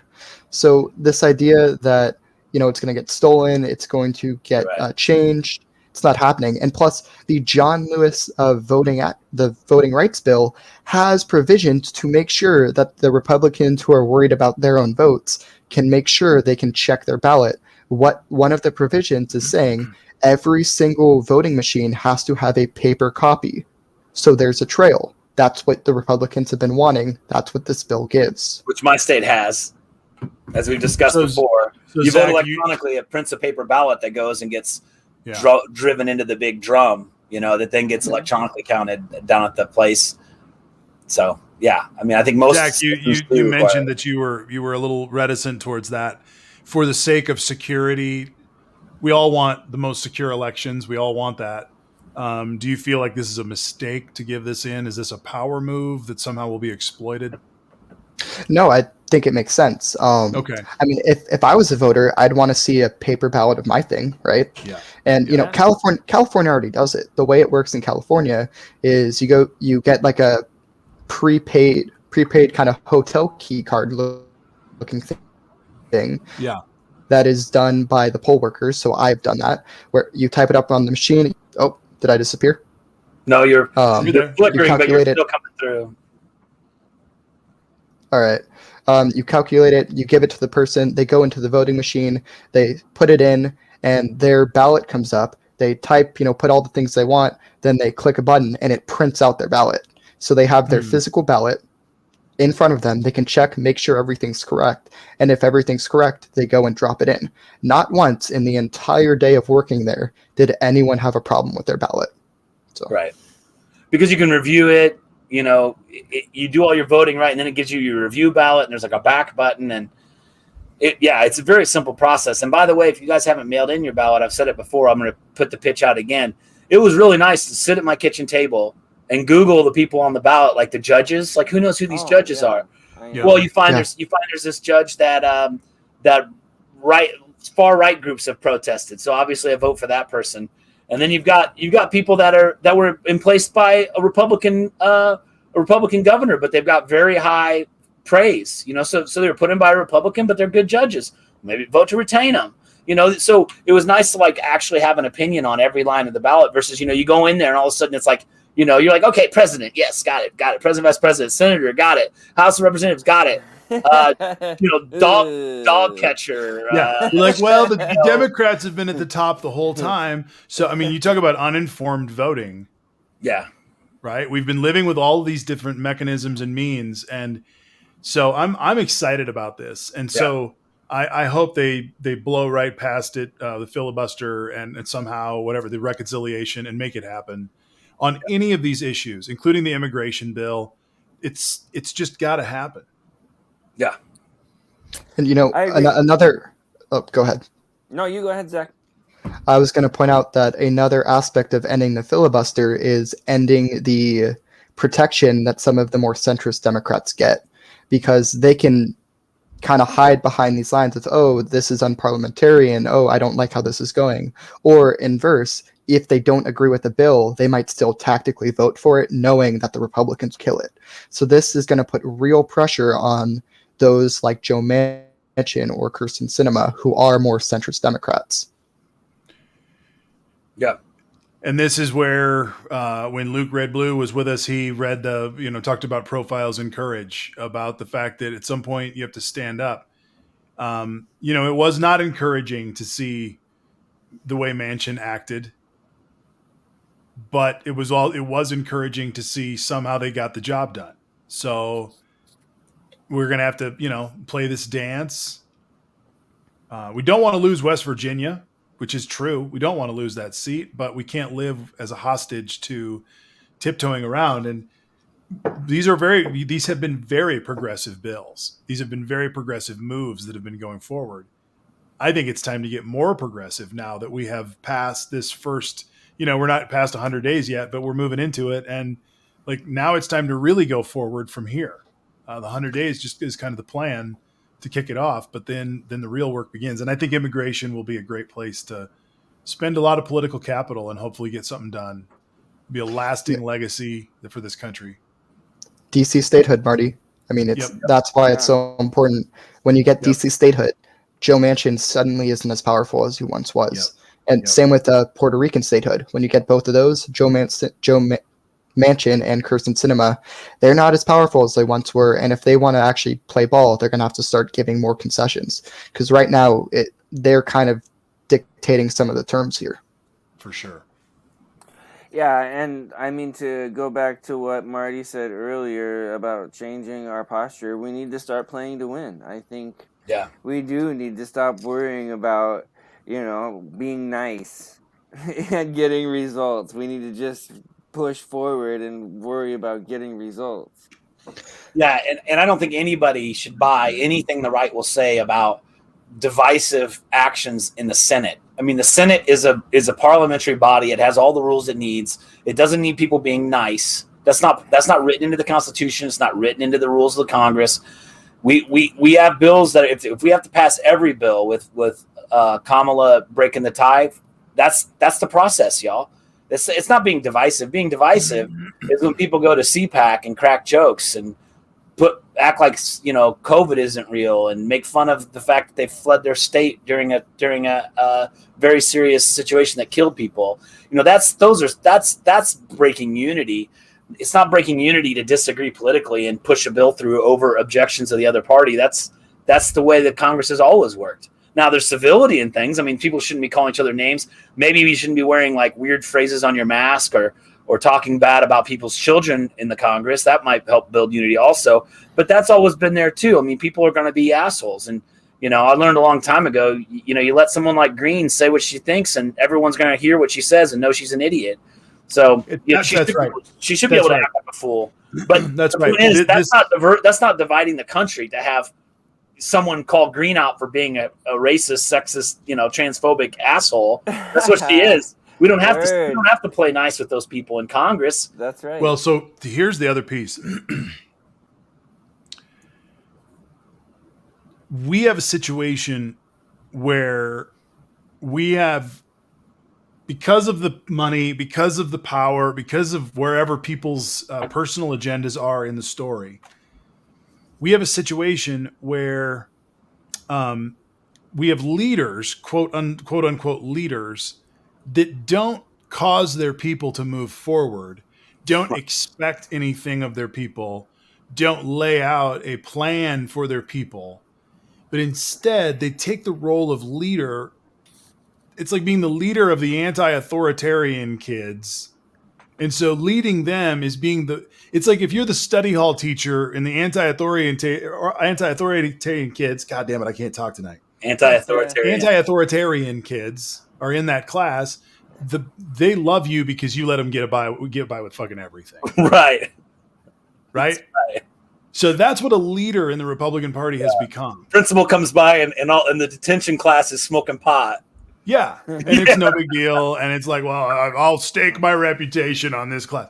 Right. So Marjorie Taylor Greene fits that role. She is a shitbag of a leader. And so the people don't expect anything of her. And they're like, sweet, we can get by with whatever we had going before because we hate government. We hate people telling us what to do. Ooh. We don't want to be part of a society. We want to be out here on my ranch doing my own thing, shooting guns and blowing shit up and dumping chemicals on the side of the hill. Right. We don't like trans I'm going to people. stop and tell a quick story. I've told this story on here before, but I'm going to tell it again. Right. My dad died in 2008, went back to the farm in Iowa, and we did the funeral and there was a lot of shit to do. And I went into the barn and there was a whole bunch of chemicals in there from the spring and, planting and the, spray for the summer and all this shit, different jugs of this, different jugs of that. He just hadn't dealt with it yet. And so I'm going through all this shit and I go into the house and I'm like, Mom, what should I do with these chemicals? And she says, as a good Iowan, burn them. And I'm like, no, it's 2008. No way. That's not what you do. And so I'm like, fuck that. I'm like, let me call up to the co-op because I'm sure they've got a recycling program. I can take these back or whatever. Right. And so I call up to the co-op and they were like, I was like, hey, here's the deal. Dad died, blah, blah, blah. And we got to get rid of this stuff. He goes, I go, what do you do with them? And he just goes, I'd burn them. He goes, that's what we'll do with them. He goes, just throw some gas and diesel on that shit and burn it. Wow. That's what living in a place with no leadership allows a human being to solve problems with. Right. Is any means necessary. And people don't like or want a government to come in and go, you can't do that. Right. Now, I'm pretty sure there are laws against it, but that's what they do with them. I took them back and recycled them, by the way. And I'm sure they got burned, but I didn't do it. Yeah, I'd let the co-op burn them. I wouldn't be burning them. I was like, are you fucking kidding? I'm not breathing that shit. No. And by the way, burn it and then go fish at the pond at the bottom of the hill. Absolutely. Where all your carcinogens are now gathered in the fish. So in America, when we're talking about these things, when we're talking about rural America, and most of America is rural America. Yeah. That's what they want in a leader. And that's why Joe Biden is such a threat to them, is because he's a competent leader who doesn't need their input to get through the day and does not need their approval to get through the day at all. He doesn't need it. Yeah. Tim, you're muted. Something happened, buddy? He muted himself and then. And it's not a popularity contest. He's not going to turn against people who are critical of him, and he's not going to build up people who, say he's doing a good job.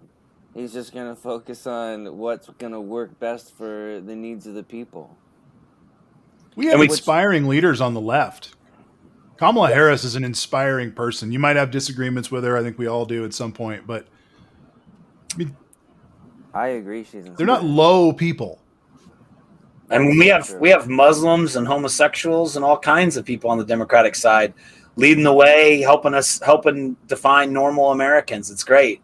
And the right just has all the anchors off the boat. They are doing everything they can to drag down our social progress. That's been their role for 40, 50 years, ever since the Civil Rights Act, right? All they can do is fight progress. It's just disgusting. What will we do? What is the government going to do with all those returned stimulus checks? Yeah, right. In the destroyed Social Security cards, right? Because that's a socialist program. Birdman comes in. The Trump appointee was named Federico Klein. He was in an FBI poster, and they figured out who he was. And not only was he in the Capitol on January 6th, he also completed his term with the Trump administration, including transition team activities. He was turned in by his coworkers, I think. The guy was sitting in on meetings. Oh, that is the guy who, in the scene where they're in the hallway, where the big rioters are pushing against the police and they're heaving and hoeing, that's the guy who you might have seen yell, "We need fresh patriots up here at the front." He's the guy coordinating it. I think that was him, yeah. Interesting. It's unbelievable. Yeah. The idea, too, when I heard that, it made me ponder this notion that if this is let me change my language, as this is unfolding as a high-level plot, it didn't need a lot of characters to pull this off, because in their little play, they looked at the patriots as characters too. They were they were the disposable napkin of this coup d'etat. They were the pawn. And they knew they'd be there because they had enough of them fomented up in a rage that they knew they'd have enough 10,000 of them. 10,000 will get it done, probably. They knew that. They had generals working on this, guys. Yeah. Yeah. This guy had top secret security clearance. And for Trump to say, "I'm going with you," I mean, I think that's the linchpin to the whole thing. He looks at his crowd and says, "We're going to the Capitol and I'm going with you, so let's go." I mean, if you're walking with the authority of the president, what do you not have permission to do? That's what Jesus said to his disciples. "I'm going with you." I'm going with you, even to the end of this street. I could be wrong. I'm not a pastor, but I believe Jesus actually did go with them, right? He did go with them. Yeah, he did go with them, but in the final sending, as he sends the disciples, he says, "And lo, I am with you." In essence, whenever two or more are going to be gathered in my name, I am with you. And so there is this essence of drawing upon one's name and that's very theological. In fact, the original in Hebrew teaching, the original first commandment, it's not so much you can't invoke the name. I mean, it's so reverent to not put anything above God, or to speak to speak in the second commandment of thy name being holy. It was, you can't even say the name, or you invoke the God. Right. Yeah. And so to invoke Trump is the same way. I am with you. I am your golden. This is the ecstasy of the bronzer. Yeah. Yep. The goose that lays the golden shits, I guess. Fucking douchebag. I'm so tired of that guy. Killing 500,000 Americans really turned me off on Trump. I was able to avoid really hating the guy until he just completely botched COVID, and I was just like, you know what? It's just over. I can't bite my tongue and act like it's political differences anymore. Well, yeah, and my biggest struggle is what I was alluding to earlier, that we're still having this fight. Trump is still the guy, and there are people still rallying around him, and they're all fomenting about the big lie and talking about Trump's. What the hell? Right. Well, that's What because the we're hell? still, and this is an important thing that was lifted up last week, that we're still in this place because we didn't get a transition, and that we wouldn't be here if we were. And the question is, we're all in this, like, we're waiting on the wave. We're all waiting on our surfboards, just laying in the water, waiting for shit to happen. And I'll Totally. tell you what the fucking thing is going to be. It's going to be Merrick Garland being confirmed is the minute that everything speeds up and changes gears, and they know it. They Yeah. are Wow. scared to death of that day. Yeah. I believe you.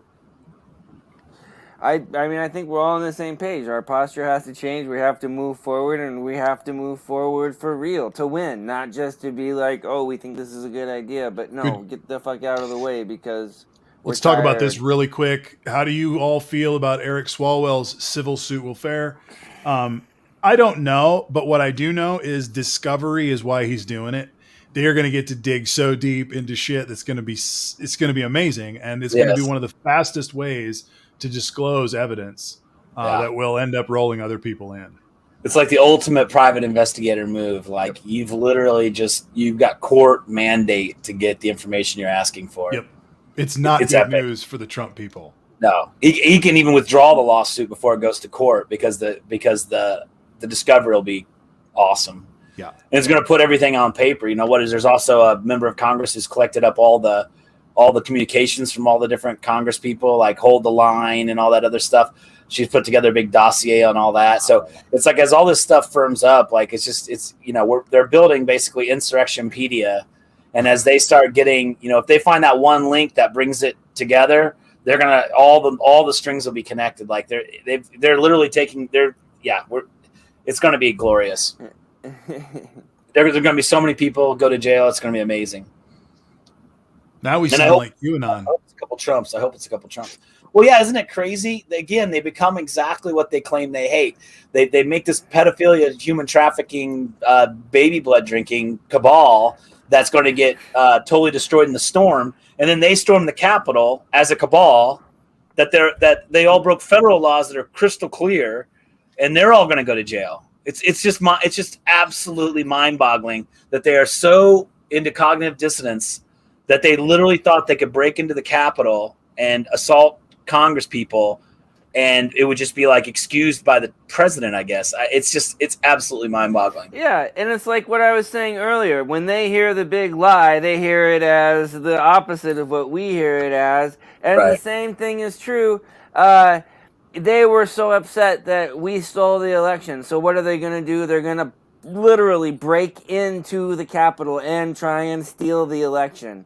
How can you possibly, you know what I mean? It's not based in reason. There's no middle ground. We're not trying to resolve shit. We're trying to break shit. That's the problem. That's it. Yeah. And the only thing that holds their whole side together is just the latent bigotry that we're wrong and they're right. Just their own view that they're right and we're wrong. And so what they're doing is right and what we're doing is wrong. I mean, it's mind-boggling. They're that far up their ass that they can't see that what they're doing is worse than they've even accused us of. They stole the election. Let's go steal the election. They're pedophiles. Okay, Karen, take a breath. It's the difference between rebellion and revolution. If you win and you're successful, you're a revolutionary. If you lose, you're rebellious, right? So a lot of these Trump people viewed themselves as, we're going to be revolutionaries. Then they failed, and the rest of society views them as insurrectionists, as those who rebelled. So it's part of that mindset of, you have to be a revolutionary. And they weren't able to do it. And thank God they didn't have the It's a good point. fortitude, the planning, the weapons. I mean, thank God they didn't have the ability to actually, have a massacre. Because, I mean, one more level of escalation. I mean, this would have been a very, very destructive thing to our country. Because, quite frankly, if they had gotten into Congress and killed a couple key senators or something, I'm not confident the Republicans would even today be any more resolute on resolving the problem. I mean, we have Republicans sitting here acting like the whole thing didn't happen while their They own rubbed lives are threatened. shit on the walls of Congress. Right. They were in full debauchery mode. Did any of you see the bullshit that happened up the street from me last night in Boulder, Colorado? Anybody on Twitter happened to run across seeing about 25,000 assholes, maybe it was more than that, who were tipping over cars and chasing down police? It was a mob riot of some of the most privileged white boys this side of any divide. And it was disgusting. And there is something going on in this rageaholic thing, and if you see the video of it, you'll throw up in your I hadn't mouth. even heard anything about it. Terrible. Zach, did you see it? Yeah, I've seen it a lot on social media. I'm happy that at least on the people I follow, it's getting a lot of backlash. So, Jesus, dude! It was one of those days in Colorado. As you could see, I'm all sunburned. For the last 3 days, it has been just like the sun has been right there. Went down to Boulder yesterday, ran down to Denver. Everybody is just kind of still social distancing and stuff, but it's Colorado and it's outside and it's just awesome. And it was a glorious day. And those guys, they had a party of like 35,000 people in the afternoon. Wow. Fuck that. Well, Marty, you got to be careful with that word. We can't call it a party. They rioted, right? It doesn't matter. Yeah. You know, because that's the messaging that they're trying to go with. They're trying to say, oh, it was just a massive frat party. No, it turned into a full-on riot. Call them thugs. I mean, I saw people drinking at kegs, and that's my first inclination, but that was just the pregame for the riot. Sounds like a bunch of drunken thugs. So wealthy, Jeff. Thugs. I mean, if professional football players are thugs, millionaires. So well financed. Yeah. Thugs. Just completely detached from reality, It's like, oh, what are you angry about? Didn't Boulder have a big riot like 30 years ago when it was something about daylight savings and the bars closed like the first time it was 2 instead of the second time it was 2, and they like broke the city apart. Remember that? It's happened a few times since I'm pretty sure it was Boulder, and it was literally they felt the bars close an hour early, and it created an entire riot. Just fucking pissed. Yeah. No, People win championships and riot. I mean, the hypocrisy of the riot is just inexplicable. I had to call Marty to see if he was okay because I remember, a few months back over the summer, there were a group of protesters. Yeah, there was like a fire in Denver, and then there were people ripping down signs that supported Black Lives Matter. Yeah, those were the Floyd protests. They were heavy in Denver, man. Big time. Yeah, I was calling my brother Marty to be like, dude, are you okay? Did your church get hit or anything? He's like, no, we're fine. I'm like, Jesus, what the hell's going on in Colorado, bro? It's a freaking nut house sometimes. It's the right. You just can't. No city's safe. The right and the left. It's the right and the left. I mean, you don't have a more conservative town in America than Colorado Springs. Absolutely. Ugh. I mean, Is that where it happened? Is that where it happened? No, this was in Boulder. This was in Boulder, man. Yeah, Colorado Springs is the headquarters of like 250 religious organizations.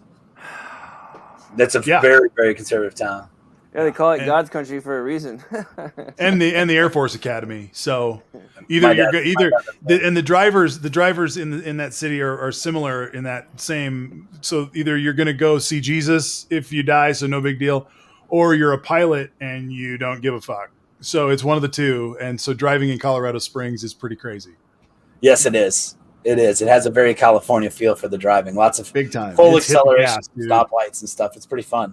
I actually like driving Colorado Springs, but no, the streets are straight and it's the streets are laid out weird, but that makes it fun too. High crowns through the no. So I don't know. Is this going to be is rioting going to be the new way we party in this country? Is that going to be the new dirty rotten? I think every pandemic you see something like that. You see quarantine fatigue. You see backlash against just not being able to fulfill our human need for being free to socialize. You lock people up long enough and they do stupid shit. It's well documented. Yeah. Yeah. And then you throw gasoline onto the fire from the Republican side, and it's like, holy shit, man. Anything could happen right now. Literally. I keep waiting for something. I mean, I'm sorry. I am an optimist and I love Jesus Christ, but I keep waiting for something worse to happen. You know, it's like Marty. It's like you said right at the beginning. Now that the nut jobs are being quiet, it's even scarier. And I am with you 100%. I keep waiting for one of the nut jobs to blow something big up and be like, "It's all about the big lie." You Well, know? there's that, but there also is this, and this is what I've been predicting as well. They don't know what to do because Exactly. everything was at stake in Trump, and Limbaugh was still alive and kicking and was able to bring that older generation and this newer generation of Republican right is so shocking, so raw, so something that a lot of these guys who used to teach Sunday school class and are Republicans somehow got on board with. I've not been able to figure out how that math worked. But what ended up happening, it was Rush Limbaugh who was sowing the sinew of those pieces to say, well, you can't be with the Democrats. You just can't ever be with the Democrats. And so you have to be with us. And so no matter what happens with Trump, we have to go this way. And he's dead. And I'm telling you, that guy had so much sway. And the Yeah. repulsiveness of Hannity is becoming well known again. Right. It continues to flourish. Glenn Beck is just a slimy liar. They don't have another one. They've got a lot of wannabes. They've got a lot of noisemakers, but they don't have that person that can bring grandma along Well, anymore. that's exactly what I was going to say. Rush Limbaugh's biggest strength was that he converted our fathers, and then our fathers tried to convert us. If we were in line with our dads, then we've been being fed that same line for a whole generation now. Mm-hmm. And he's dead. But Yep. I mean, that was really his success, is he broke through into our father's generation, and they started passing on their wisdom from Rush Limbaugh to their sons as fast as they could. Yep. And Rush was a genius in a lot of ways because his work was in wide open space. He would literally talk to the audience on Friday for his last hour and discuss to them what was going to happen to them for the 2 days that they weren't able to listen to him, and how the liberal thoughts were going to creep back in their head. And by Monday when I got back, you're going to see the genius of what happened with those lies over the weekend, and I will show you, and from now on you'll see things differently, and after a few weeks you'll start seeing the world in a new way. And he was a proselytizer of Ronald Reagan conservatism, specifically the big lie that Reagan told, which was that the worst thing that could happen to you is that the federal government, a person from the federal government, would show up saying, I want to help. Yep. And that epistemology of that core concept is what has sprouted the Limbaugh right, the Newt Gingrich right, the assumed that we hate government right, which is in the basis of a lot of their just assumed conversations. It's the us versus them mentality, and we're the same people. We're the same citizens from the same country, but it's that us versus them. It's defining who your enemy is, even when your enemy is your neighbor. Yep. Michael Savage, he's got a big following, but give him 10 years in the chair of being the go-to, and then we'll talk, because Rush built the base. He had it. He's the builder of the base. Right. Him and the fundamentalist preachers that preached on the other half of those people's brains. Yep, exactly. That's the thing, is once you start being fed, there's no limit. There's no lack of new information to keep pouring in. I mean, that's when I said I was doing some research about some of these videos. Like, there was the one about Trump declaring martial law. They're super highly produced, and once you click one, there's 12 more that line up that are ready to feed you like the next Totally. line. Yeah. And an hour later, you've watched 12 videos, and literally, I felt I had to go look in the mirror to see if there was any blood coming out of the corner of my eyes. That's how shocked my whole body and mind and spirit were from that. Just lizard people. I mean, the whole gamut, man. Yeah. I was blown away. Totally blown away. QAnon, the whole thing, man. I was just like, wow. Wow. Well, Redemption asked the question here too. I don't understand how they can be led so astray. It's one step at a time. Yeah, go ahead, Zach. Yeah, Zach, let's hear It's it, the brother. echo chamber. It's the echo chambers. If you only hear one thing from multiple different people that's in your small circle, you're going to start to believe it. They And hate for you. better or for worse, when you come to different souls, slapped down and said you're a liar, when you get slapped down and said you're a liar or you're wrong, even though that might be the right thing to do and it might be correct that someone's a liar or wrong, if you tell me I'm lying and I'm wrong and I'm an idiot, my natural reaction as a human being is not going to be, you're right, I'm a liar and I'm wrong and I'm an idiot. My natural reaction is going to be, well, screw you. I'm going to go back to my friends who think I'm the best person in the world. And I'm going to go back to listen to the people who tell me I'm right, who agree with me. So that echo chamber is what allows these people to feel, correct and validated. So I'm going to pick on Redemption for a second because he says another piece of this too, Zach. Stick with what you're saying. He says, I wouldn't allow myself to get sucked in like that. Why do some people have this happen to them, and why do others not? I think because life's honest. I would say because for a lot of people, life sucks. For a lot of people, life sucks. In simple terms, when your life is not going well, it's really easy to listen to a voice that's going to say, I'm going to make everything better. I know all the answers. So I think that's how people get led astray. I think part of it is what Marty alluded to earlier also, that it's this sense of there's special knowledge. There's secret truth out there that not everybody is privy to, and the Democrats are trying to keep from you. But if you listen to us, and we'll teach you the truth about what's really going on, and not only does it feel special to have the special knowledge, but you have solidarity with this group that is welcoming you and affirming you. So you go from disenfranchisement to having special knowledge and a group of special friends that really are excited about the special knowledge that they're sharing with you. Yeah. And I think we'll also, with all of our special knowledge and information, make you not feel like puking your guts out for electing Donald Trump. When you see Donald Trump doing the wrong thing over and over, we've got the cure. Come listen to the story we're going to tell you about why Donald Trump is the right thing. Even though your grandparents died of COVID because they didn't wear a mask because they follow Trump, just always remember Biden's a pedophile and they're all drinking baby's blood, and they literally have to stack one side of the scale with all that bullshit to equal out being able to vote for Donald Trump. Okay, so stop right there with it. Stop right there with it, because I want to ask it a different way because you're onto it. Yeah.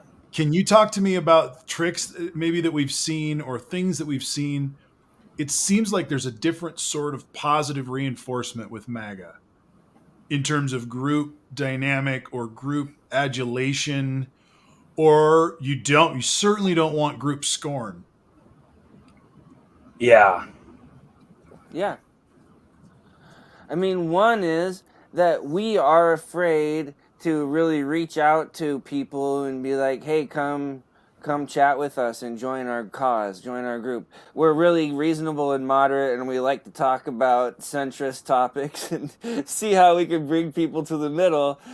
We don't do that. The group, the moderate, reasonable group, does not reach out and recruit people. It's the fucking nut job Republicans. It's these totally radicalized,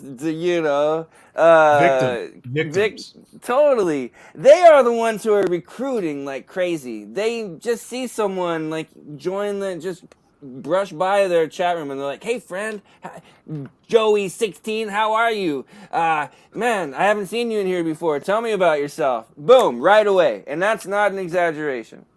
Another scenario is you had to listen to the Access Hollywood tape and somehow still vote for Donald Trump. So at some point, they just wrote off the idea of being able to actually sell Trump as a good person. And they just said, fuck the left. We're voting for Trump anyway. And we're not going to answer for it. And we're not going to explain ourselves. We're just going to stack again enough bullshit so that we can vote for Donald Trump without puking our guts out. Oh, and that's what they did. I mean, they just had to say, well, everyone else is worse. You know, That's so true. And a classic example of that was Bannon's move, where they were coming after Trump because it had broke that he was paying off prostitutes to keep his affairs with them private. And Bannon's move was, instead of dealing with that, he brought people that were accusers of Clinton. Remember that? He brought that group of women. And then during the debate, Trump is like, well, there's some ladies out there that are pretty unhappy with Clinton. I can tell you that right now. And it was like, oh, it's exactly what you're saying, Jeff. There was no attempt to redeem Trump. It's just to try to throw more shit onto somebody else to make them even look worse than him. Yeah. And you won't be able to defend your decision to a liberal because, quite frankly, they know the truth. So you're better off just ignoring liberals. Right. Well, the idea, the mafia talks, at least in the movies, talks about it as they describe it as our thing. And in that case, what you were describing, Jeff, is our thing in this is if you and I are both looking at each other and we're both like, man, I know it's terrible of what he said on that tape, but I got a construction business and I'm good with Trump. Are you good? Yeah. No. And then all of a sudden we can wink at each other and we've got a thing. Right.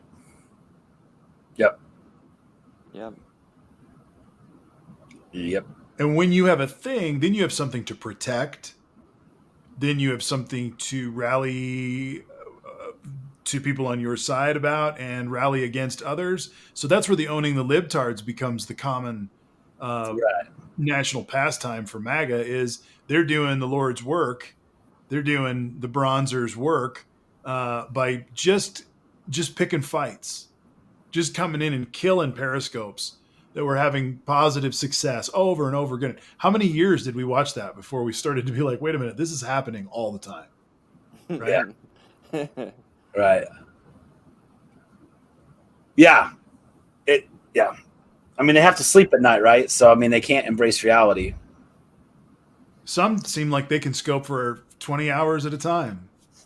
Yeah. Right. There's a lot of energy that comes with crazy. Hey, that's awesome. Yeah. Oh man. Yeah. And they're happy in their ignorance. They're happy to not. Exactly. They're happy to be able to be homophobic and racist and not watch Colin Kaepernick explain his actions. Just be pissed about people kneeling, and they enjoy all that. There's a big group of them that just enjoy not having to grow. You mean I don't have to grow? I can stay my own ignorant, the embodiment of a 16-year-old boy, and I don't have to grow or change. Oh, that's great. Yeah, I'll vote for Trump. And my friends think I'm cool. Oh man, this is the best time ever. Mm-hmm. MAGA's like the best summer camp for racist assholes you've ever been to. That's right. Look at the Proud Boys. I mean, that's exactly what they were. That's, oh my God. That's a distillation of the Trump mythos. Absolutely. Well, tying this into what we were talking about earlier, that's why they want to keep the filibuster. Taking away the filibuster is not cheating, it's not going low, because the filibuster itself is kind of cheating and it is going low.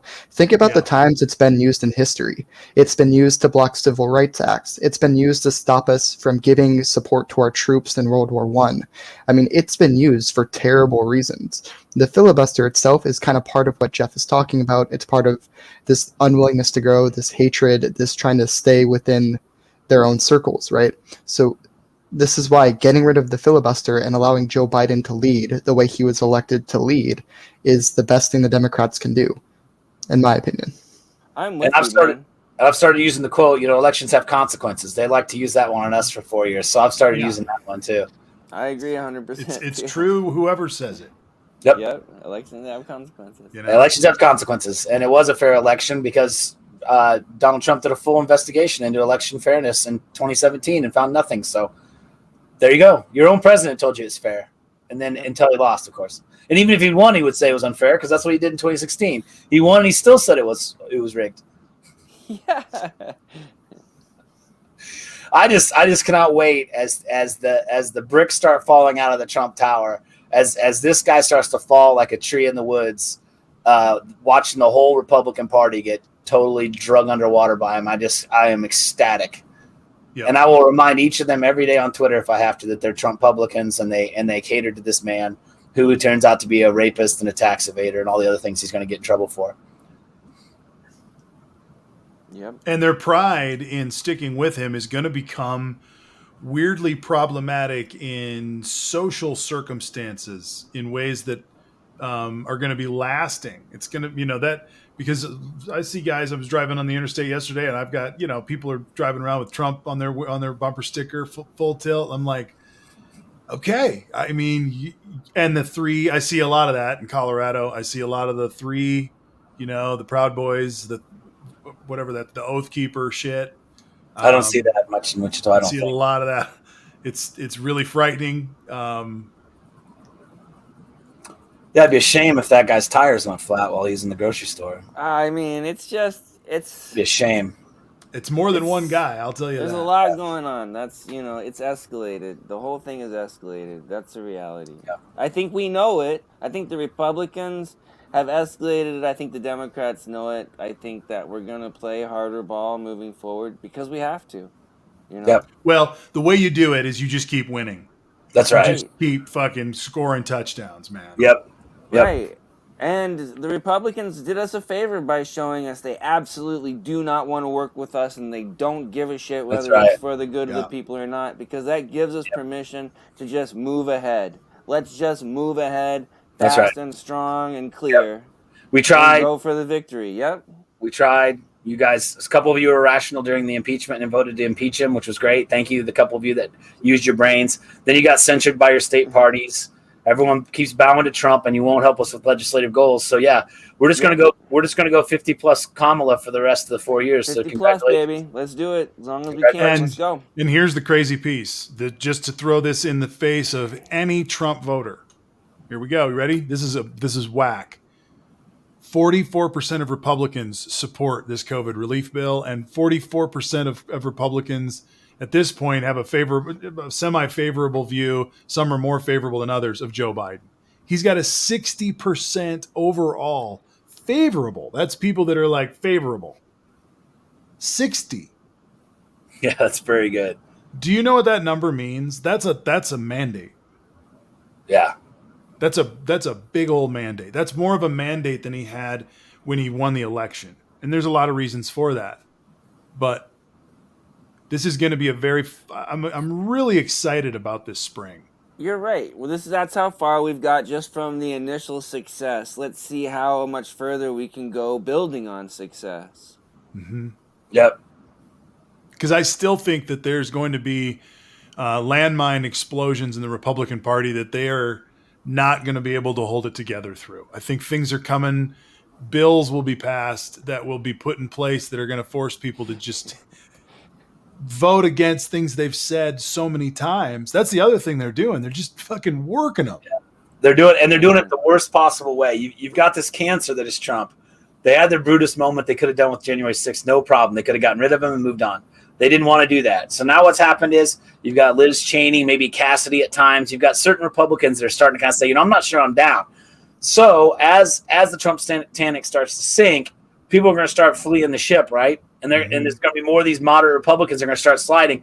And at some point, you're going to have this point of no return moment where, say 20 of the Republican senators are get on the news saying they do not support Trump anymore. Yep. And that's when things are going to start getting exciting, because while Trump won't form his own party, when he starts to feel the Republican Party turning on him, something will happen. Mm-hmm. I can't wait for that. Instead of cutting his head off when he was laying there on the table, that now he's going to probably just shred the Republican Party, and I think they deserve it 100%. They're welded to him. They're completely married. And they've chosen it. They chose it again just a few days ago, or whenever it was, yesterday or the day before. A certain group of his party is going to keep supporting him, even if he's convicted of rape. So be ready for that too. Wow. Well, they're not married to him; they're owned by him. Trump is the leader, true and true. That's true. There's no equal partnership here. If Trump says something, they all do it. That's right. It's true. Yep. Wow. It's going to get gruesome. As we go through this week, I'm sorry, Jeff. Go ahead. No, it's just going to get gruesome for them. I mean, Ted Cruz, for some reason, has chosen to continue to have his career dictated by Donald Trump, and so has Mitch McConnell, and so has Lindsey Graham. All these people have, after being shit on by this guy for 4 years, said, "I would like to continue to be shit on." It's mind-boggling to me. I would have gotten him out of the party January 7th and been done with it. Oh, totally. It should have been an ugly divorce. Just like, here's your shit, bitch. It's on the curb. Don't come back. Don't call me. It's done. I guess there were some polls that said that won't work. I'm guessing we need the favorability for Biden. We need Trump's favorability to start to drop, and then it'll be easier for them to say, well, you know. Well, it was the state polls. It was the state polls just a few days later that when you first started to hear the tune change.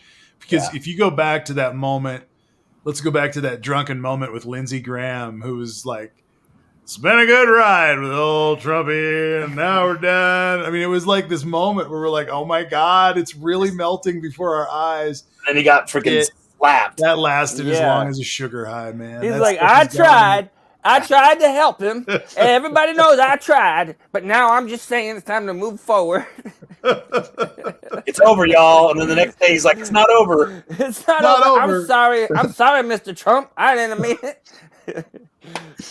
He's but that's just where we are. So they'll rub shit on the walls and not miss a beat. Yep. And tell us that they're going to drain the swamp. It is. If you think it's upside down, it is. So yeah, it is. Yep. All right. Before we go, I just wanted to say thank you to everybody for being with us tonight. Thank you for liking and sharing. And this is a week that's going to be a weird week for many of us, for all of us at some point. It was the 13th, which was Friday last year. This year it's the Saturday that a lot of things ended. This is the week where the NBA closed up shop, and this is the week a lot of kids said goodbye to school for the last time in a hurry. For a lot of us, it's already hit, but it's just that time. So watch out for your psyches. Watch out for some of this depression stuff that can hit. And I'm excited to hear about the vaccine work. I mean, there's a lot of good news. We're not going to get into that now, but take care of yourself on that. It's been a fucking ride, but man, oh man, it's important to look around, you know. The sun's nice, like Marty said about being outside working. I went and flew kites today. I mean, the weather coming back, I highly encourage everybody to, you know, get some quality outside time. That does wonders for your psyche. Yep. Yeah, man, I'm just running my kids like dogs outside until they just drop from exhaustion. And I'm like, okay, let's go inside and you'll be chilled out for like 15 minutes and Papa and Mama can have some peace. Yep. But yeah, thank God for some nice sun and some warmer weather.